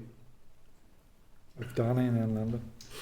I appreciate what Colin's saying, and I know there's lots of groups that do want to come to us and they want to present problems, and there will be some things that will, unfortunately, they will never get solved. But I think it's an important thing that we do hear them, and the fact that we come here and we listen to them, that is important. If we can do anything to help them, we absolutely should. I'm disappointed by the versus arthritis one as well, but the ARC one, it actually says that there is. The SPPG are undertaking an assessment of the costs and actions required to offer antenatal screening for a range of fatal abnormalities. So there has been progress with that. So he goes on to say that he can't give us a time scale for when that will be done. So they give us a non-close. It's a step forward, and it's something we can continue to push on. Yeah. So if we can keep that alive, it's something maybe to go. If they do give us a clink in the door, that we can latch onto that and go back to them in a few months. I don't know how we could hold on to that and go back and say, well, look, you've had a few months to look at it now, so where are you? Because that non-committal of time was worrying, and that because it sounds like it was just been, it was lip service to us. But maybe if we could hold that one somewhere and go back to them maybe in 2 months' time and say, well, you said you didn't have time scale. Do you have a time scale now, and what's happening? Because that was a very compelling presentation that day about real sort of emotional harm that's caused to people as a result of us not having access to a service. Linda? Kind of been said, but just a formal proposal then. Were there ones where the minister is saying something is going to happen, it's not happening right now, that we do hold those and have them somewhere where we say we go back to the minister in a certain length of time, and the others where they're saying can't do anything, that we go back to the groups? And yes, I think it should be like a template letter, say this is the response we've got from the minister, but we're happy if you want to forward us some points that you would like us to further raise that might be able to, and they may not, they may say, look, no, that's what he said, that's it, but they may say, well, actually, can you go back and ask this because he said he's doing this, something that we've missed. So I just think it keeps that two-way, rather than them feeling at a year later they have to ask to see us again to say the next thing that they wanted to ask us, and it allows them to know that we are actually listening. We're being active on it. We're trying to do something. We're trying to get a resolution. We won't be able to get a resolution. I think, to be fair, Colin, you're right, but I think we are honest with people. We're not going to get the resolution to everything that everybody wants. That's the reality. And it's not just a reality for this committee. No. We're sitting in other committees. It's the same. So, with those suggestions taken on board, we're happy enough then. Okay, forward work programme. Can I refer everybody to tab 11, page 788, and ask members in particular to note the next meeting will be a concurrent meeting in Armagh with the Education Committee, and that's next Wednesday, not next Thursday. Wednesday, 19th of February. There will be a tour and lunch from 12 p.m. At the Middletown Centre for Autism, and the meeting then will be held in the Middletown Parish Community Hall next to it, I think from 2 p.m. And then on Thursday, 20th of February, committee will visit the Children's Hospice. Very important visit for the committee for the inquiry, and members should advise the clerk of their availability to attend if they have not yet done so. Alan, you were looking in? Aye, Chair. I assume there will be no opportunity for a Zoom or Teams meeting for the next Wednesday concurrent meeting. We are still working on that. Okay. It will be a real struggle for me. Yeah, to get to Armagh. Our broadcast team have been dealing with the venue, and we've had some initial thoughts that they'd be able to get cameras, but we're still not sure whether they'd be able to be remote participation. Usually with external meetings, there's no opportunity for external participation. But we may be able to broadcast it live, but we're not completely sure yet. So we'll let obviously everybody know that, but people could at the earliest possible just let the clerk and the staff know about attendance at both.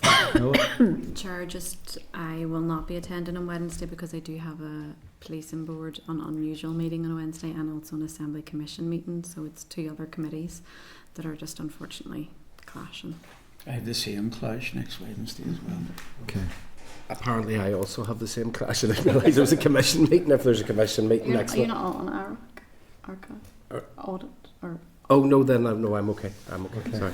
Okay, so any other business? Danny?